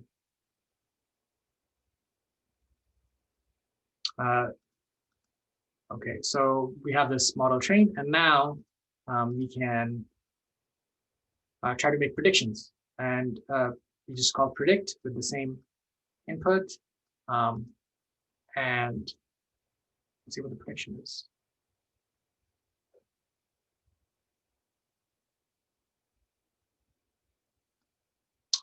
Okay, that looks like a warning, so we can ignore that warning. But basically, this was the prediction. So hotel.when is check-in. Okay, so that looks like the right intent.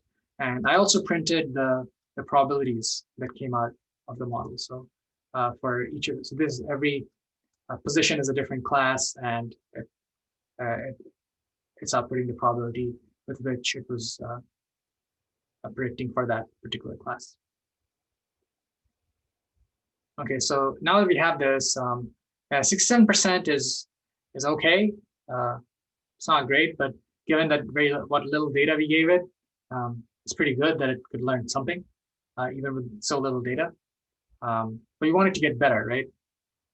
And how do we get it to get better? Well, one of the things is adding more data with more examples, and not just any examples. We want to look at the data points in the test set that failed. And we want to add the type of examples that failed into our training set, and then retrain, and then look at the accuracy again, and keep doing this. And the FastAI library has this text classification interpretation function that lets you look at the losses and the predicted probability for your test set, and helps you make that judgment. Okay, well, these things are failing, so I should add more of these examples. So here we can look at the here we can look at the top losses in our test set. So with this input, the prediction was this. The actual was, is there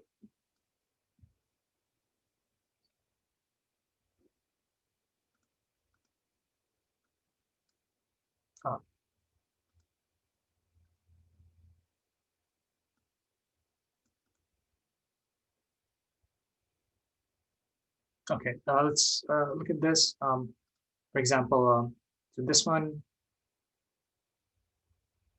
the prediction was hotel when is check-in, where actually this is actually talking about the checkout time. So something went wrong here with these with this particular token. And you see these like hash signs is actually tokenization of subwords. So probably some kind of word got missed out here. So remember during the tokenization step, I said not always do you want to tokenize at spaces. You want to tokenize at subwords, like something like running could be like run, and ing could be two different words. So this sort of indicates the tokenizer is cutting it out at certain words. So here it was wrong. So these types of patterns that may be missing.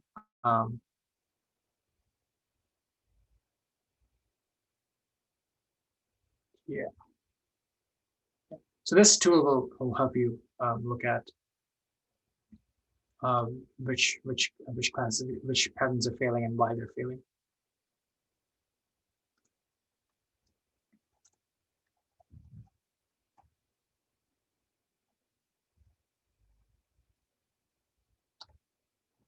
Another one is looking at the confusion matrix.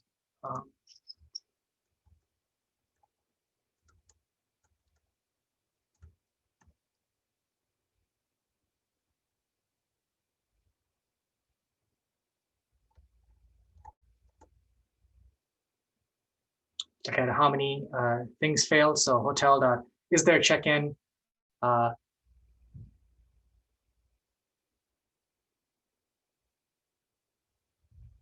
Sorry. Wait.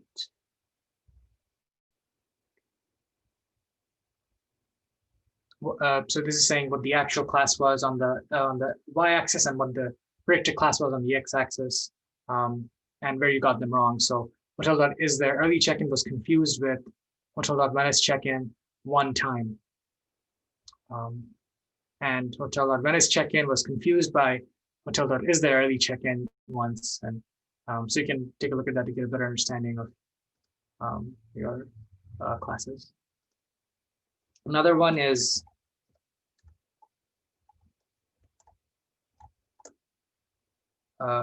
most confused. So hotel.venice check-in was confused by is there late checkout 12 times. So there's some confusion between these classes. Maybe you need to add more data or differentiate the data here so that your model can learn better where and why it was confused for those two things. And this process is very iterative. So you do this, you look at the examples and say, okay, well, these things failed. And you add more examples for those classes in your training data, you retrain, see the metrics again, and then you do this analysis again, and you sort of keep doing this until you can improve your model. And that sort of finishes up the coding up a simple chatbot part of the tutorial. I'll take some questions now. There are no questions in the chat currently, but if there are any, please feel free to just write them.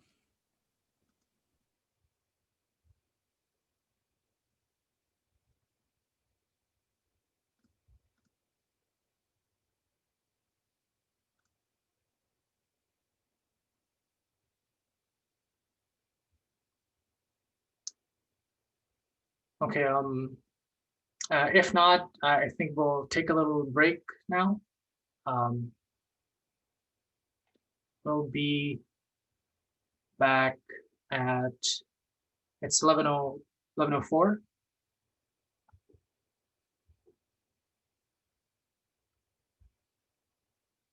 We'll be back at 11:15.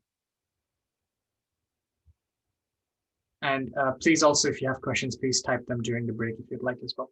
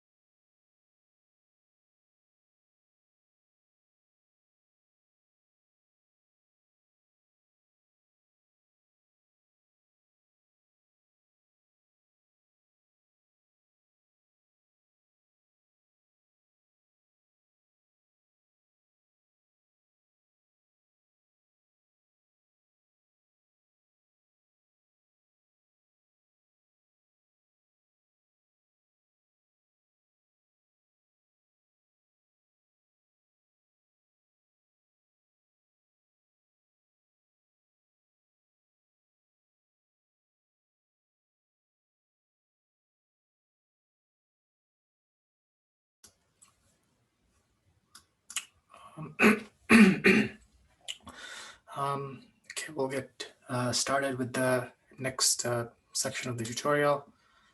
Just before you get into it, there was a question in the chat. Maybe you want to save it for later, the answer, but the question was related to later on, we'll get to using disambiguation of intents. And the question was around, can we also use this input from the request to the user to disambiguate to then further train our models? So maybe you want to save the answer to the question till later, but this came up in the chat. Thanks. Yeah. I think I'll address it when we get to that point. I think this will be a lot more clear.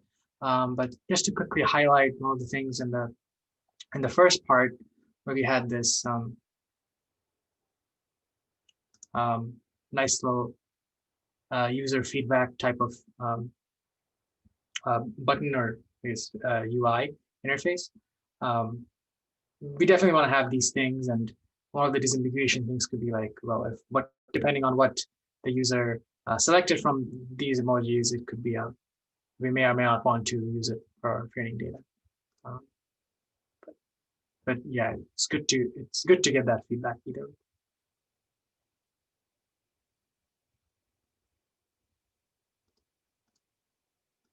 Okay. Can you see the transfer learning slide? I think I had paused my share. Okay, all right. So the next part of the tutorial is mostly talking about language models and transfer learning, and the part about deep learning, why like deep learning works, and why we went because all through the trouble of writing a neural network and then using that and training it, and then trying to classify using that, because it's, as we looked at, it's a lot of hassle. There's it takes more compute. Models are big, so not so easily can be pushed to production as quite easily. And if we just look at the lines of code, it's like a lot more than all the pipelines, the entire pipeline that we had before put together, right? So it's definitely a decent amount of work, and but it does make our life easier in some ways. And we want to know like why it works so well and what's going on internally that makes it work so well. And which brings us to transfer learning.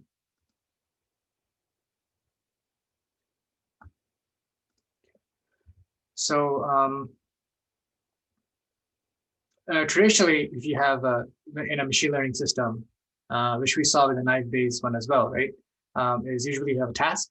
And for our case, with the naive-Bayes algorithm, it was the task was to classify the intent.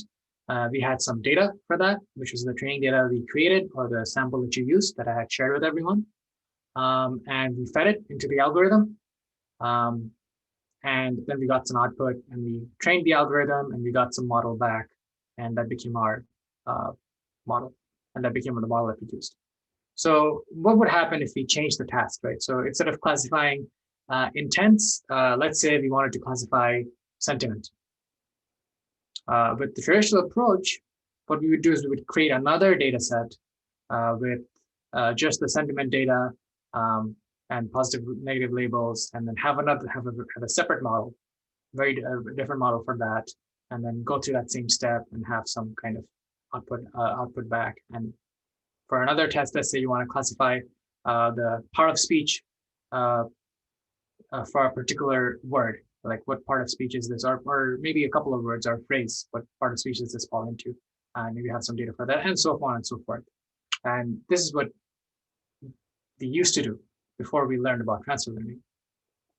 What transfer learning does is, instead of going through this step every time and having very separate data sets for every task, what we do is we have source tasks.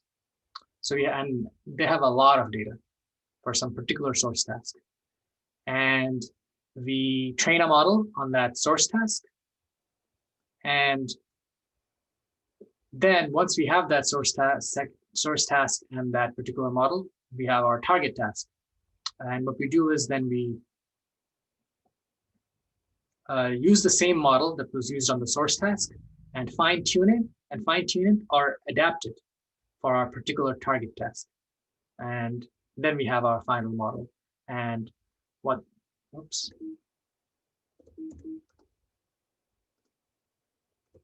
And what that ends up doing is having transferred what we had learned from the source task, which could be beneficial for the target task,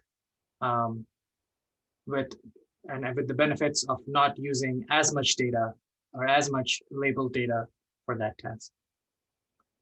So that was sort of the way this diagram was placed and what the logic behind transfer learning was.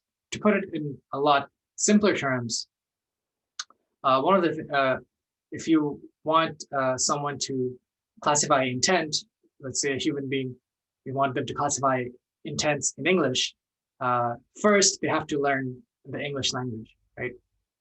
They have to know what words mean, how words are spaced, what individual words just mean, period. And then once they have that language knowledge, then they can move on to classifying intent. Let's say if they didn't speak English in the beginning, it would be a lot easier to teach a person who speaks English to classify intent versus a person who doesn't speak English, right?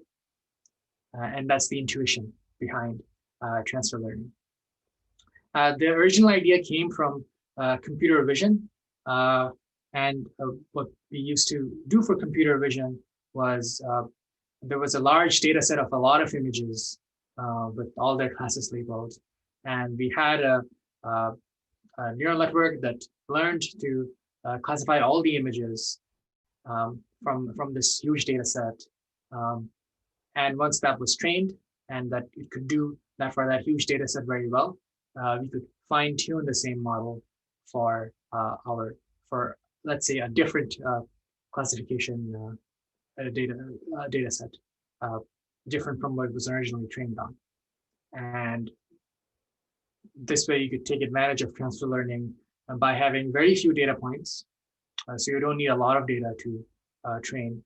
You can use very few data points to get a very good accuracy because you have retained all the information that you got from training on the larger data set before. And people said, okay, well, if this works for computer vision, why don't we try it for text as well? And for text, the pre-training task is something we called language modeling. And it's an unsupervised task. And what that means is you don't need to have any labels for it. You just need your X's. You don't actually need the Y's for it. You just need the input. So this is a pretty simple way to explain what language modeling is. So if let's say you want to predict what comes at the after the sentence, right? So assuming if we keep looking at, okay, 8001, 8002, blah, blah, blah, 8012. So if I ask anyone like, okay, what do you think the next few words in the sequence is going to be? It'll be very easy, right? You can say, oh, well, it's 8013 because it looks like we're counting all the numbers. So language modeling is a task that does exactly this. It tries to predict what the next word in the sequence is going to be. And so that's what I mean when I say we actually don't need any labels, right? We don't need, we can just feed it a bunch of text, and this can be, text from Wikipedia, and we can, we can look at n characters. Sorry, well, here it's characters, but it could be words. You can look at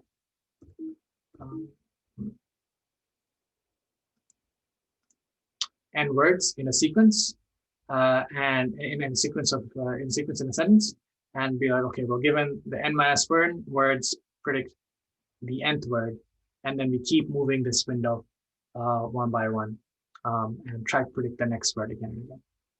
And We do this for the entire data set. So why do we use this task for, why do we use this task as a pre-training step for transfer learning in text models?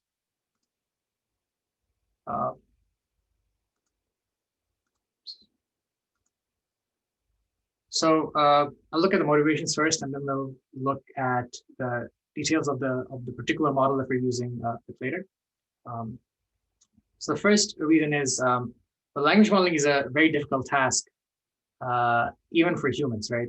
If I ask you, like, I went to the store and bought, there are a lot of valid, good answers, right? And you may or may not get the item from the store that I bought that I'm thinking of. So it's pretty difficult even for a human to get like 100% accuracy on. There could be multiple right answers, but it's still not super simple. And so language models are expected to compress a huge amount of context and generalize that into multiple completions. So the same idea with the things bought from the store, it could be I could have bought a pencil, I could have bought oranges, I could have, depending on what kind of store I went, the type of things I buy could be different. And this brings to the next point, which is by solving this task and by forcing the model to try to complete the sentence, you force it to learn syntax. So what can appear before or after a comma? Okay, well, after a period, everything starts with a capital letter. So it's forced to learn those types of things. Semantics about the sentence, things like hot food versus a hot day. Those mean different things depending on the context of the sentence.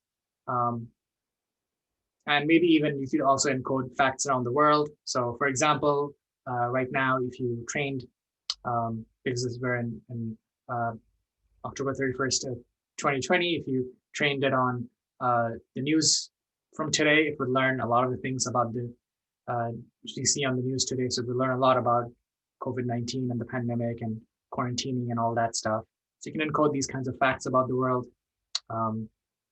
And we also see for this task that if you give it enough data and a huge model, so that means a lot of parameters for the model and enough computation, so GPUs and time to finish the computation, it can do a pretty good job. It can classify like 1 out of 3 times or something, or maybe even better, depending on the model, what the next word is going to be.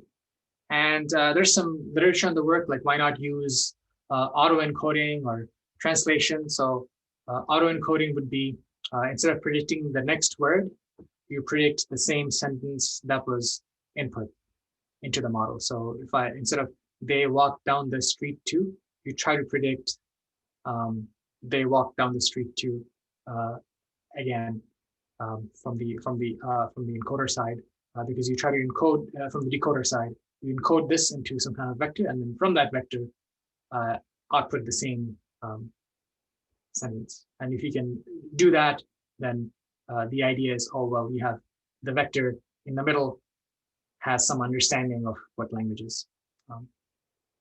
But empirically, this has been tried, and there's some papers that say like it works better than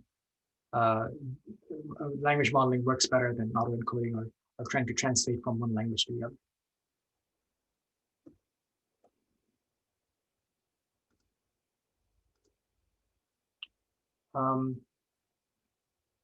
So as I mentioned before, there's a couple of steps for language modeling and for transfer learning in text. And first step is the pre-training, and that's the language modeling step.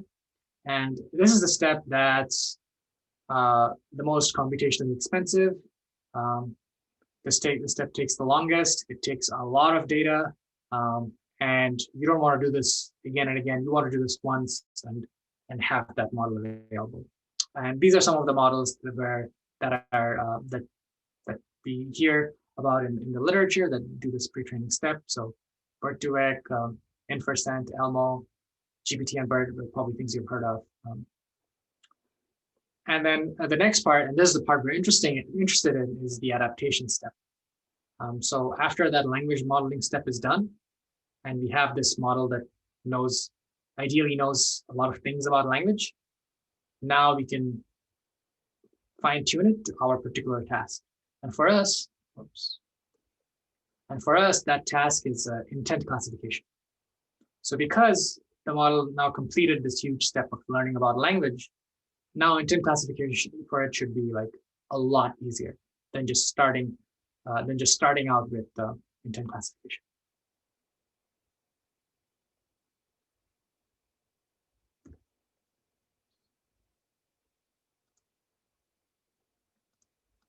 So now I'll go a little bit about what the kind of model that we're using. And so we have a bunch of these here, right? This is sort of the base model or the type of model that we're using for the pre-training step. And for us, although it's not listed here, it's a variation of it's a smaller version of BERT that's called Distill BERT. And that's the type of model we're using. For text, for text-based tasks, usually there are two sort of architectures that are used. One is called an LSTM RNN type of architecture, and the other is a transformer type of architecture. And BERT and Distill BERT, they're both fall into the transformer family of architectures.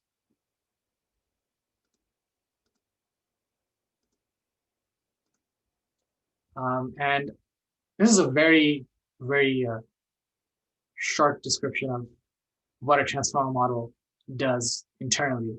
But I like this diagram. It's very well put together and highlights some of the important things that you need to see to understand internally what the transformer model is doing.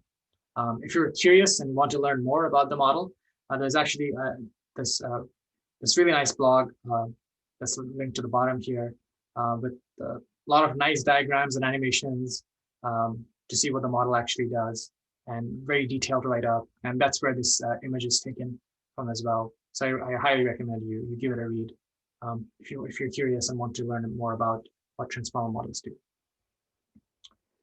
So I'll just explain briefly what happens internally.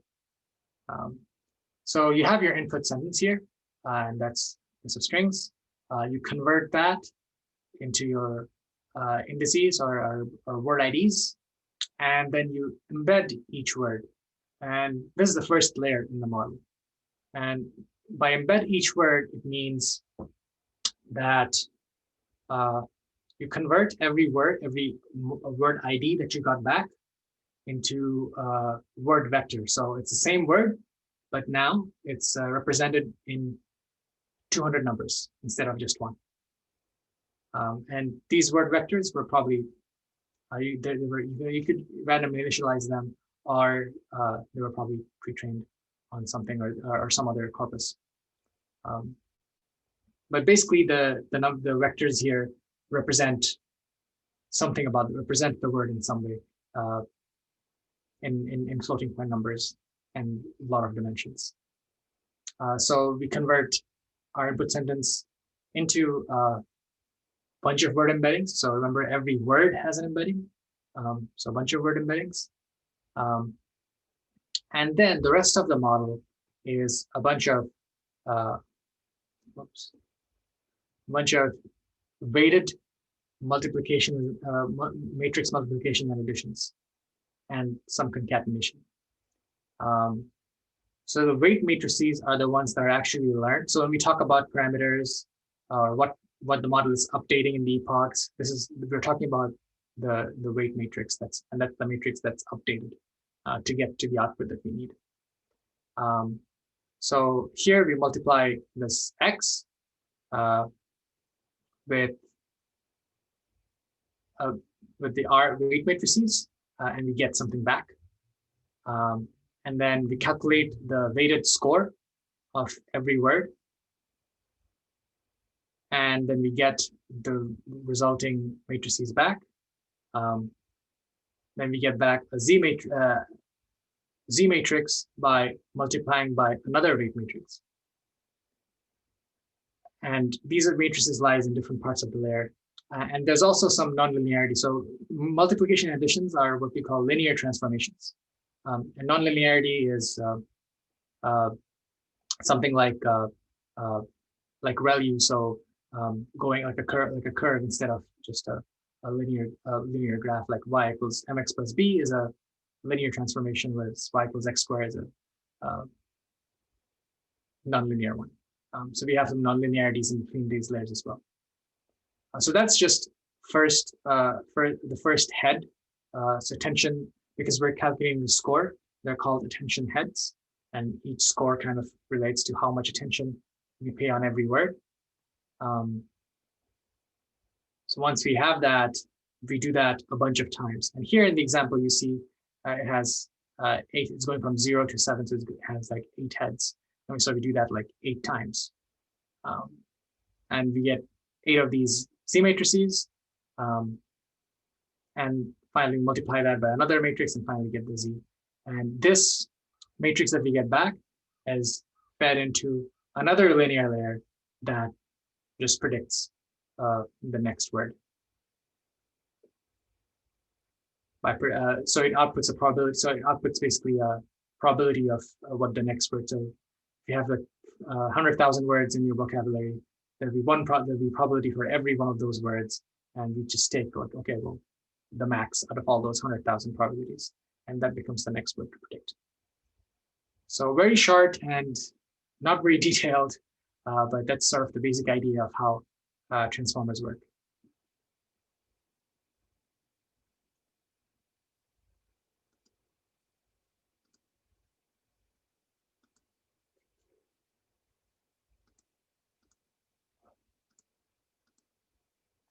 Okay, so going back to here at the adaptation step, so how does adaptation actually work? Because before we were predicting words, right? And now suddenly we want to classify classes. So what does that step actually do for us? So here we don't change, oh, there's a T missing here. Okay. We don't change the internals of the pre-trained model. We keep the model as the same. But we remove the top classification layer. So before we were trying to predict the next word, right? And that was the top part of the layer, what we fed, what we saw in the diagram, what we fed the Z vector into. So here we don't need that anymore because we don't care what the next word is. We remove that and we add a different layer specific for the classification task. So now instead of mapping to the number of words, now it's mapping to the number of classes and predicting a probability for every class. And that's randomly initialized. That's the part you want to train now.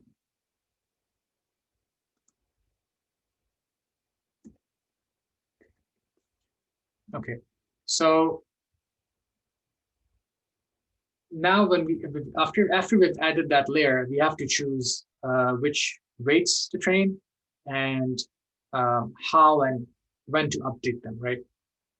We can't just update all the parameters and all the layers at the same time, because that might confuse the model. Because, oh, what, you were predicting words and now suddenly we're predicting classes. I don't know what I'm doing. It could get easily confused. So you have to sort of be careful about how you do those things, and we'll see how to do that for this task. So which weights? We already know which weights because, okay, this is pre-trained, so we don't want to change this because it already has a lot of knowledge that it gained from the large data set that it was pre-trained on. This part is like new. We don't know what this does, so we train this part. And that's sort of what we call the feature extraction, because the outputs we get from these last layers are also just vectors, actually. And we can say that, you know, if you input a sentence and you get some vectors back, we can call those vectors the feature for that sentence. but the model that's the way the model decided to represent that sentence in numbers.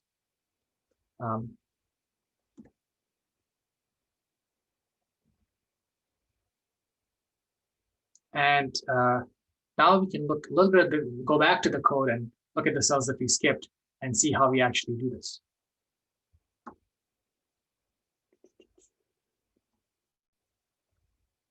Okay.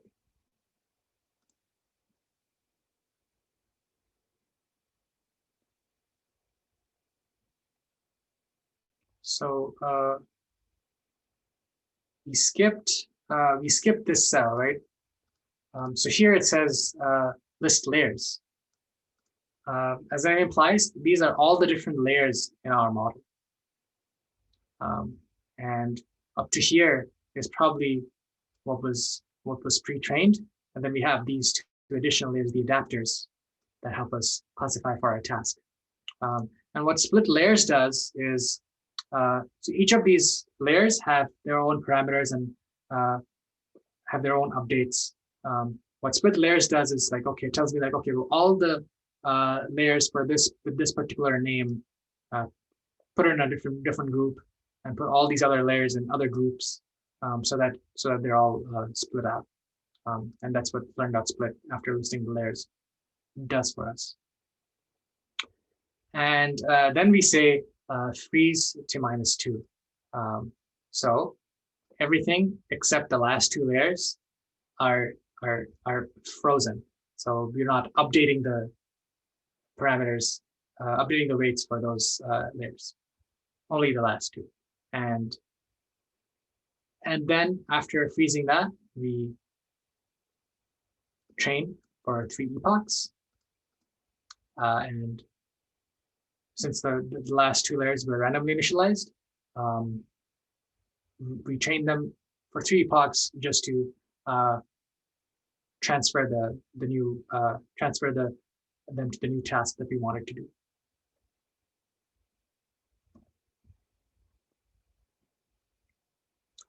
So that's that was the first bit from how of which weights we update and the feature extraction step of it.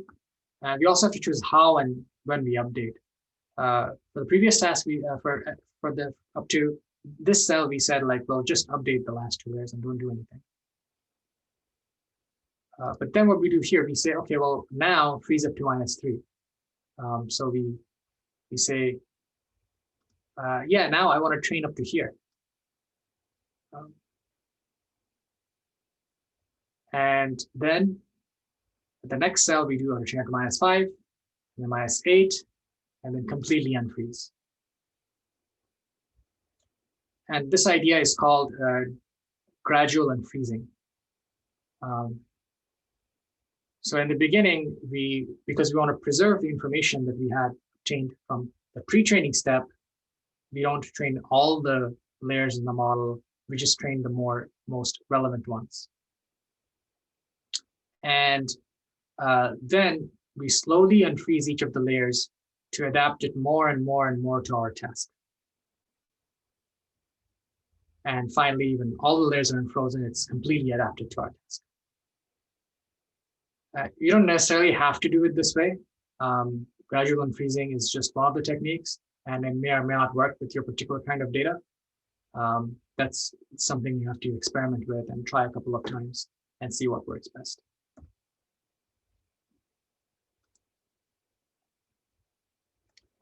So what's the motivation behind this? And one of the motivation was because if we, let's say, unfreeze all the weights in the beginning and then train it for a bunch of epochs in the model, it will lose all the information that it gained, all the things about syntax and semantics and encoded world knowledge that the pre-trained model gained. And that's called catastrophic forgetting, where it sort of loses all the pre-trained information, and all that pre-training on the huge data set would have been lost.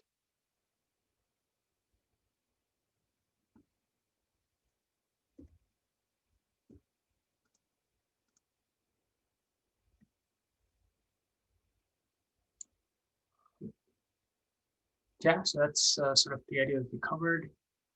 Training all the layers at the same time on a data of a distribution, right? Because the pre-trained model was trained on something like Wikipedia or very different. It wasn't trained on a hotel intent data set. So if you train all at the same time, there'll be instability and may not the model may not generalize.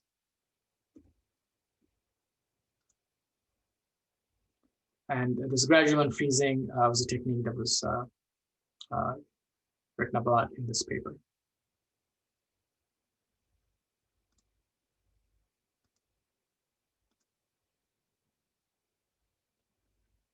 Okay, so the second step is this concept of using discriminative learning rates. So when we talked about learning rates, we said that there are a multiplier to uh, much how much we want to modify uh, the, the the weights by. Um, if it's too large, then they change very quickly, and the model ends up learning nothing. If it's too slow, then the model ends up learning very little. So the idea for these large neural network models is that the lower layers in the model capture very general information. So maybe they know things about particular words and what context they appear. Um, the more deeper layers in the model have more specific information. Maybe so for us, because it's a hotel data set, maybe it knows certain things about certain hotels and certain hotel words, like the relationship between check-in and check-out, the relationship between early check-in and early checkout, or something like that. And the very bottom layers have have just the class information. Like, okay, well, if I observe these features in the above layers, then the bottom layer class has to be this or something. And this idea of like abstraction, where you start with very general information and then specific, and all the way bottom, it's like very specific to your task and nothing else. And that's also why the pre-training idea works, because we always cut the bottom, cut the adapter one out, right? Because we assume that has the specific information that you don't need, because you want to adapt it for your task.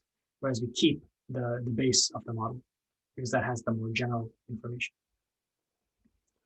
And that's where this idea of discriminative fine tuning and then triangular learning rates come in.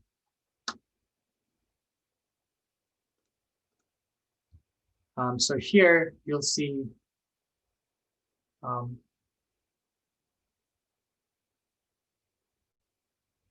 the first, when we had the first adapter, we just set the LR to be the learning rate to be 1 minus 3, and that was it. Once we unfroze the up to like -3, the last 3 layers, we passed in a slice, right, of learning rates. So not just one rate. So what this is doing is saying for the very lower layer, pass in a higher learning rate. Sorry, the other way around. My bad. For the top adapter layer, pass in a higher learning rate than the lower layers that have more specific information. So don't change the weights as much for the layers that have general information, and change it more for the ones that have specific information, like the adapter. And that's what we want, because that helps us preserve the pre-trained model and the knowledge gained by the pre-trained model. And you'll also see that this number keeps going down slightly the more and more we train, right? The idea is that the more you train, the slowly the model comes to a convergence. So it's learning more and more and more from your data, and you don't want to like offshoot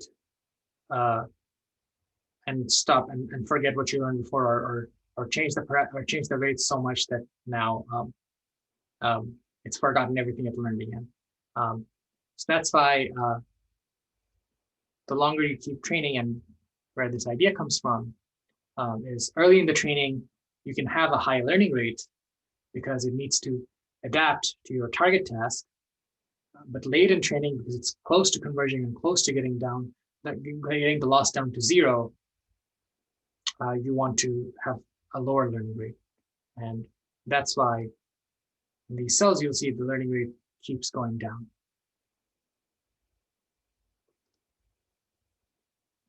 And this idea of changing the learning rates across the layers and also keep lowering them down comes from this paper.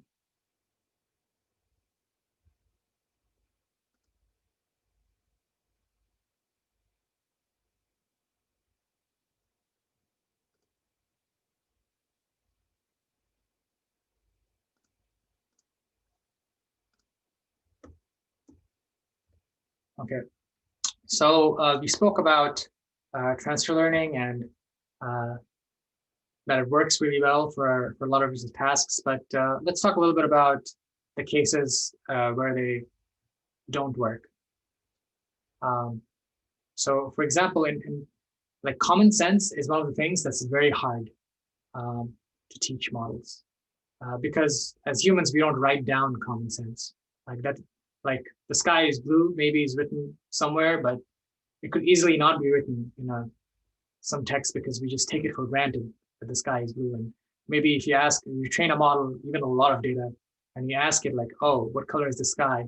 And they say like, I don't know, or something, or predicts a very, very different color because that common sense knowledge wasn't written somewhere. Also, like pre-trained language models are from some research indicates that it's bad at fine-grained linguistic tasks. Common sense that we talked about. They tend to overfit from the surface information. So although I did say that because the pre-trained model can help us generalize, sometimes it doesn't. It's only very localized to the observation that you gave it. And if you pass in a word or a similar sounding word that wasn't in your data set, it may easily misclassify that.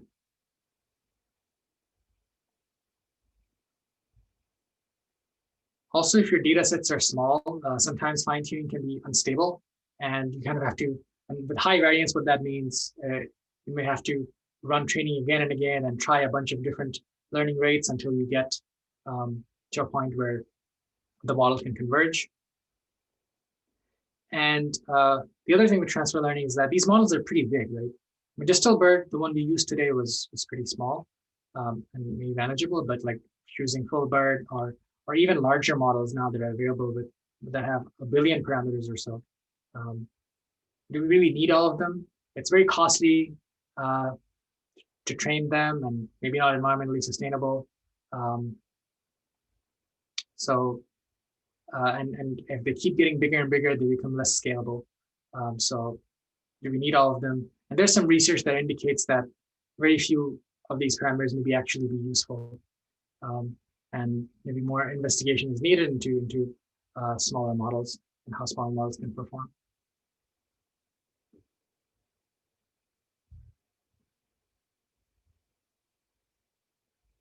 So that was the bit about transfer learning.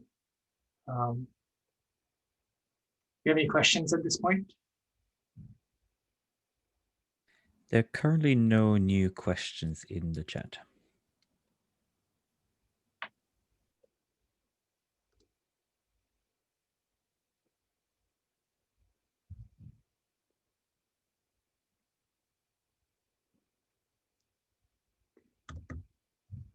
Okay, then I think I'll move on to the next exercise bit of the talk. So we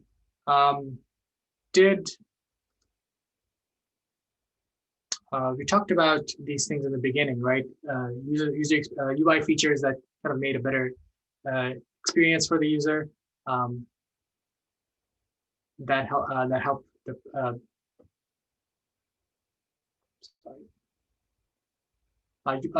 some features that help it make a better experience for the user, and we'll look at some of those now.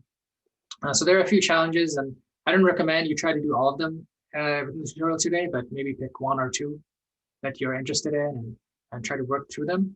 I'll work through two of these today to give you an example of what they might look like. And you can pick them and adapt them for your data set, or pick different ones too if you prefer. So the first one we'll look at is named entity recognition to extract parameters. So for example, with the food type of parameter, so if a user says, oh, they want steak, you want to identify that as a food type parameter, and then pass that to some API or maybe somewhere in the database where you can collect a response of the rest of the restaurants that have the food type steak or associate with the food type steak, and return that back to the user.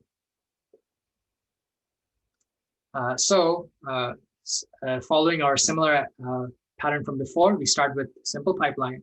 And the first parameter model that I've just named it here, it actually just looks through a list of the things and then tries to find it in the text and then return to this found. So I passed a food list of all these different types of foods. And now if I say replace, if I say, oh, I want fast food, you can replace that with, oh, I want brand. And since we've extracted this, we can pass that to an API to find the right kind of food for the user. Right type of restaurant for the user.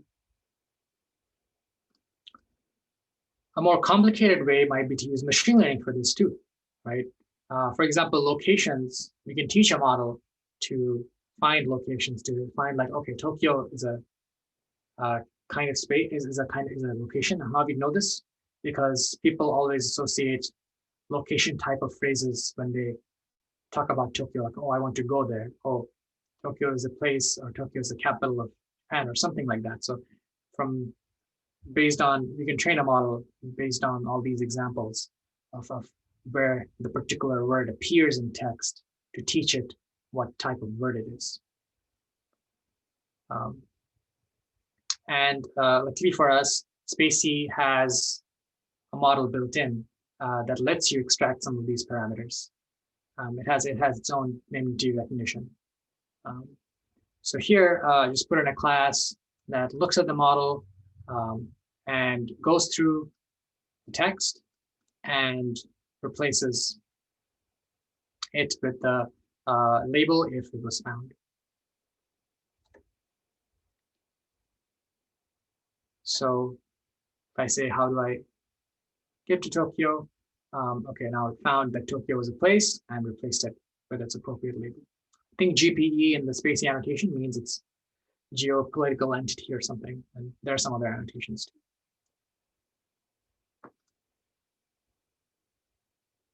Same with maybe date. You want to maybe reserve something at that point. Extracting date parameters would be good because you can pass that to some API and then get the appropriate response.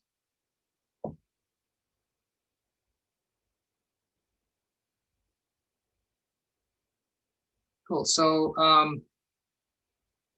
these two components would help you with 4 and 5 of these exercises. Another one, interesting one, if we make for a good user experience, would be this user's disambiguating intents, right? So when your pipeline predicts a class, maybe there are other candidate classes. So remember when we talked about models output probabilities of different classes.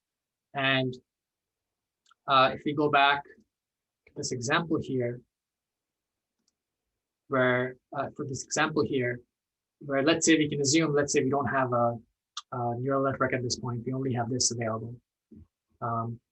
Got this input, and okay, it outputted these three classes. It's not really sure which is which, but it would be bad to say I don't know because it's like a pretty easy query. So what we can do to disambiguate intents is like, okay, we can say, well, it looks like all the probabilities are close together. So let's ask the user which one is correct. So we return a response that says, okay, do you mean check in or do you mean check out? And that could be in the form of a button or something or a link, or and we can ask the user like, okay, they get to select what they actually meant. And once they select it, we could actually also record that information and then use it later on for training as well and improving the model.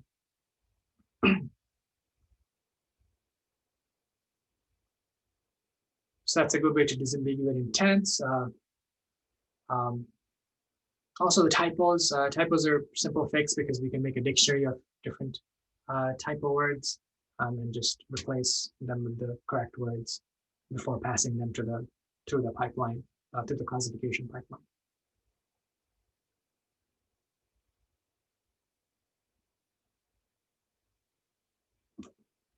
Just to quickly add a point here, because there was the question in the chat earlier, if you can then use the user's response for later training. I guess you just already answered it. Basically, the answer is yes.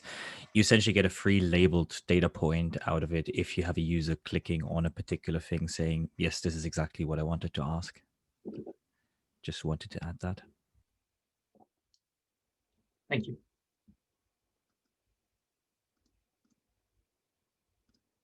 So at this point, I think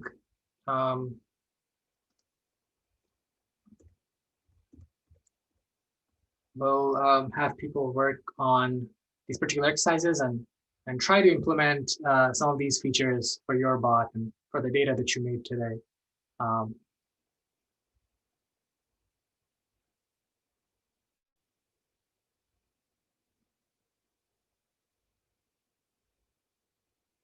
Actually, with the time, I think it's maybe good to focus on just one task that you'd like to implement for your bot instead of two.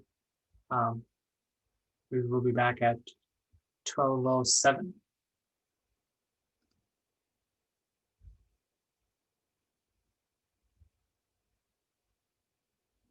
This will be the last exercise, just to be clear.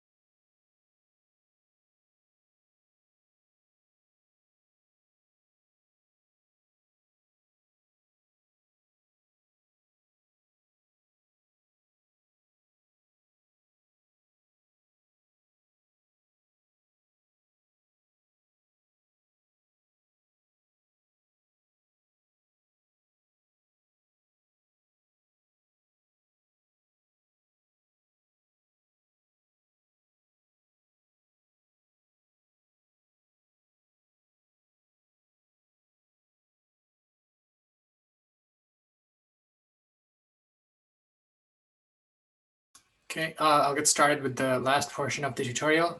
Um, and basically, now if we have all the components of the pipeline, we want to put it together and also find out the accuracy or the evaluate our bot based on the data and try to see where we want to improve it. We had looked at like the individual model accuracy that we had seen in up here in the neural network portion, but that still isn't. You want to put all the components of the pipeline together and then calculate the accuracy of your bot, because especially for ensemble systems, because even if one part of the bot is one part of the pipeline is performing good, that may not mean all the components put together also perform equally good. Um, so here it's not too interesting, but it's good to have from a software engineering perspective. It's good to have like these nice classes put together. So like a factory pattern, because you want to try different uh, types of the text. So the raw input that we got, the pre-processed input, replacing the parameters that we found, pre-processing and replacing the parameters that we found, and having a factory like this kind of helps to ease the process and make for less bugs later on.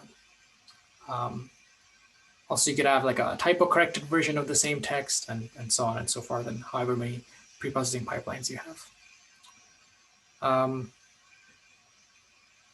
But and then also similar for the classifier having a builders. So because we're putting all these different classifiers together, having a builder pattern that calls predict on every classifier. It's also a nice way to clean up your code. Back to the data class. And yep. So here we have our predictor and our pipeline that we built. And we add a different type of classifier and a query in our pipeline. And when we call build, it just runs all of them.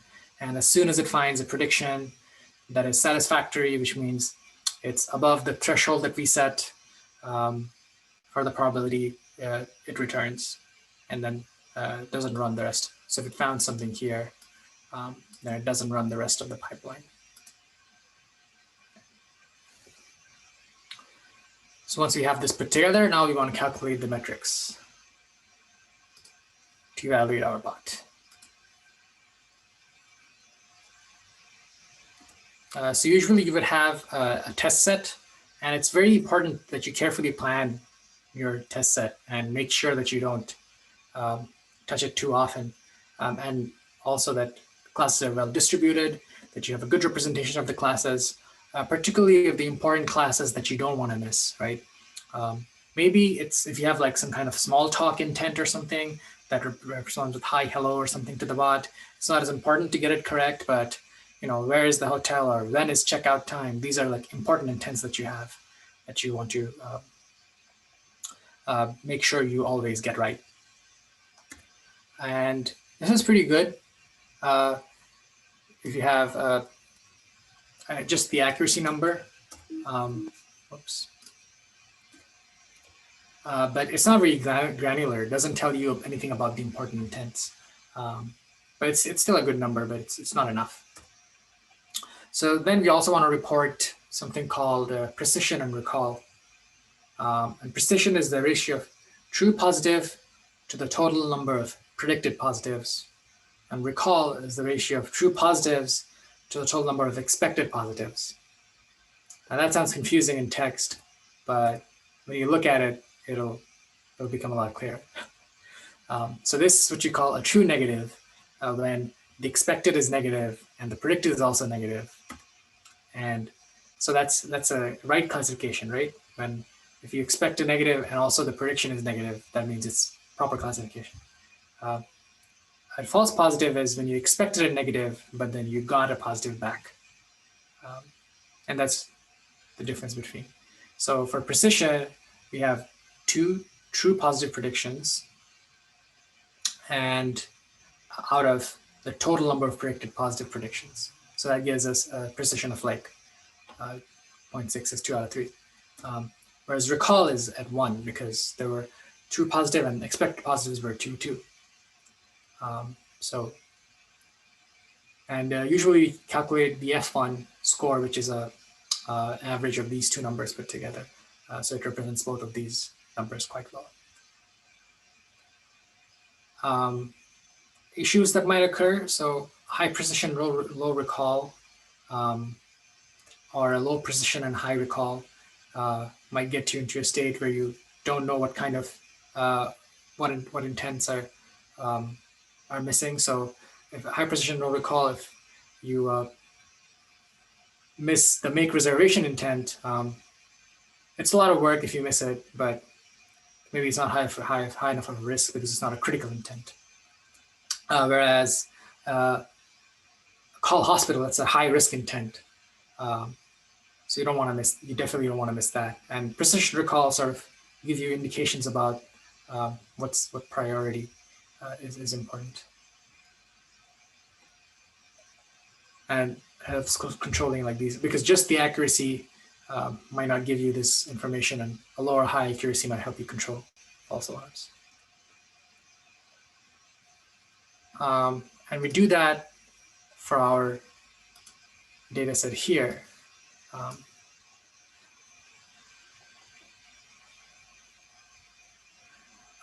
sklearn also has ability to predict this. So we just put our predictions and labels together, go through the data set. And you'll notice here, I rewrote the chatbot, the data class again. And here I added the train and test splits, also from a convenient function available in sklearn. And it's saying, okay, take 20% of the test set, to 20% of the data and make it into a test set. And this sampling is done randomly in this case. And then we run it through the predictor and calculate it.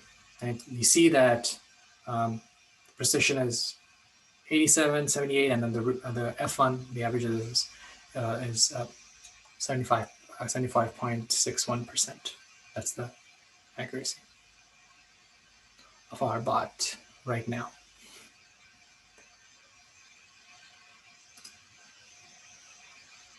Okay, so that's more or less most of all the content in the tutorial. So we looked at chatbot and conversation design in the beginning, what kind of chatbots are available, what is a retrieval-based chatbot, and the number of things you can do in conversation design to help provide a better user experience, even if you don't have all the answers, or ways you can avoid users typing in free input text by providing buttons or autocomplete, and better experience for using APIs like flight information or weather or something like that. Also adding like feedback buttons so that you can automatically collect training data whether or not user input was correctly or wrongly classified. Then we went to the hands-on portion where we looked at the guts basically of a retrieval-based chatbot, the data preprocessing you need. We made a data set to use for that, and built different components from exact match, partial matching, a simple probabilistic classifier to a full-on working deep neural network that's been pre-trained on a lot of data, and then used transfer learning to convert that model for our particular task. Then we looked into the internals of language models and transfer learning and why it works and why deep neural networks are good and why they perform so well. And look back at the code to see where the specifics of the code, where these parts were happening, instead of just a holistic view. And we looked at the different features that we can add, like extracting parameters and like location, dates, and food types to link them to external APIs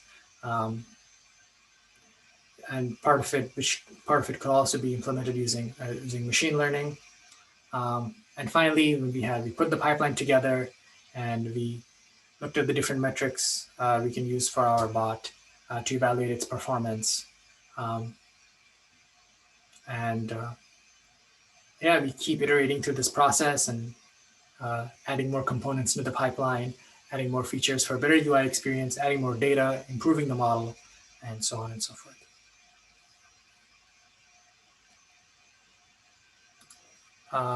And that's it. Do you have any? I'm just going to open up the last, because we have 10 minutes or so for questions. Currently, there's nothing in the chat, but as you said, we can still take some questions if people have them for a while. Also, maybe if you want to speak up and not type, you could raise your hand and someone could unmute you.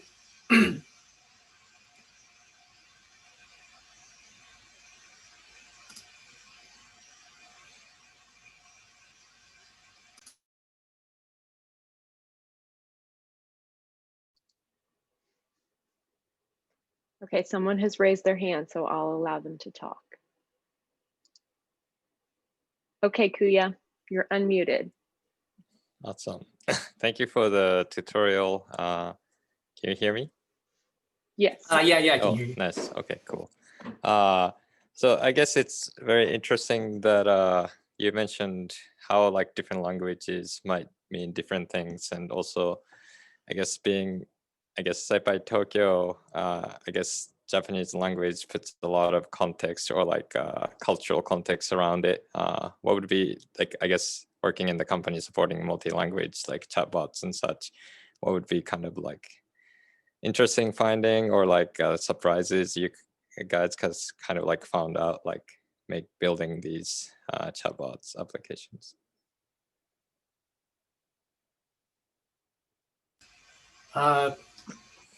Yeah, I think even maybe Max might be able to answer that question much better because he's been working with the multilingual stuff recently. Do you want to take a shot? I can give a few thoughts, comments, insights there maybe. As you said, it is challenging, especially with Japanese in particular, because it's just such a different language, and also Japanese leaves out a lot of context. It leaves out the subject a lot. So as Asir mentioned earlier, one simple approach to basically build a multilingual chatbot around the existing setting is just you translate the queries as they come in. You just run them through Google Translate or something. And then internally, you just treat it as an English chatbot.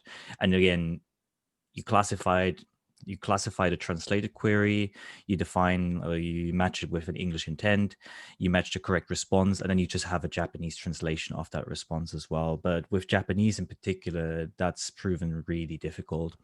So we now have something slightly more advanced, but at the beginning what we did was just using a hybrid approach. So we had this translation, but in addition, we also added a few Japanese patterns to the exact matching, just to make sure that we get some of the more obvious ones. There were also some example cases from Chinese. There were issues with very simple things. I can name one exact example. It was for airports, and the translation of that query should have been departure, but Google Translate actually translated this very simple phrase from Chinese to English as go away, which has a completely different meaning, right? And there's just nothing you can do with these ambiguous translations in some cases. So we also there had to just add additional Chinese specific patterns where the simple translation didn't work. Once you go beyond that, then you can do more advanced things. You might even want to consider actually having separate bots and separate train systems for it. But that's a whole different issue, because then you need a lot of training data for those new languages. It just doesn't scale very easily. I don't know. Did that answer your question to some extent? Yeah, thank you. Yeah, because as kind of operating like SciPy Japan, we also encounter some of the transcription translation services for especially technical talks.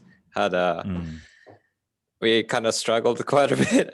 Probably some of the attendees noticed, and it would be kind of nice to have SciPy specific chatbot or like translation transcription, like so, or more like technical domain specific would be kind of nice. I think that's actually an interesting point you're raising. Like a lot of those services, like Google Translate, they're trained on very generic data. So they're trying to handle as many possible cases, well, just covering everything. If you really want to go very narrow, then this could actually work because, I mean, the more domain specific you train a system, the easier it is for that system to understand something, right? So that's a way where you can easily build a data set which is just very focused on a domain. So if you train a model that's very specific to translations around scientific Python, for example, this model would probably be much better at translating those transcripts than something like Google Translate, which is just trained on general language. But then again, you still need a ton of data and you need a ton of computational resources to get even close to what Google Translate can do right now. Right. Yeah. Thank you so much. Yeah, and actually, Japanese is like Max mentioned, is one of the harder languages. Whereas because there's not as much also publicly available labeled data for it. But if you try to do it for like French or Spanish or something, because there's so much data already, those systems can get like really good. So it's definitely some languages are great and some languages not so much. I see. Thank you.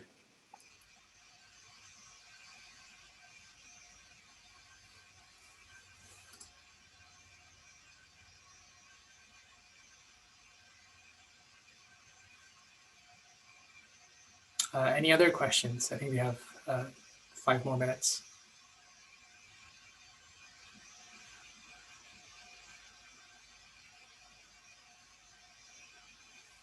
Also, if you want a summary and a description from a different perspective on this tutorial, Max is also doing a talk later on in the afternoon today, which will cover a lot of the similar content, but it'll be from a very different perspective.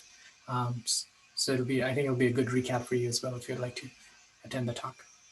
Yeah, I think it's at 4:15 JST, and it'll look at the same ideas of how to build a chatbot, but maybe a bit less technical, but looking more a bit about product design, or not necessarily product design, but mixing the machine learning design and building the pipeline with some product design considerations and how you want to build machine learning systems in practice.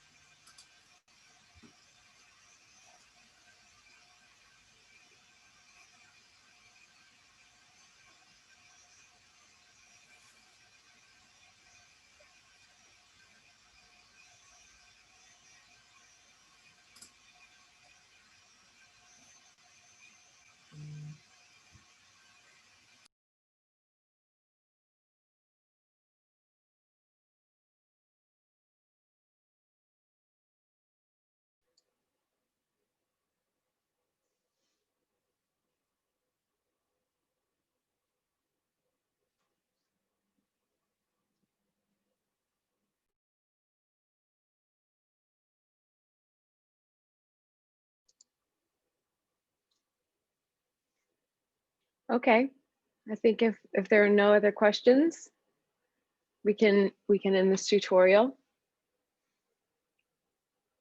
that sound good? Yeah. All right, thank you so much, Asir. This is great. Yeah, thank you for having me. It's good to go through the material with everyone. Also, if you have like more questions or something, please ask on the Slack channel too. Definitely, yep. All right, we'll see y'all later in the day. Bye. Bye.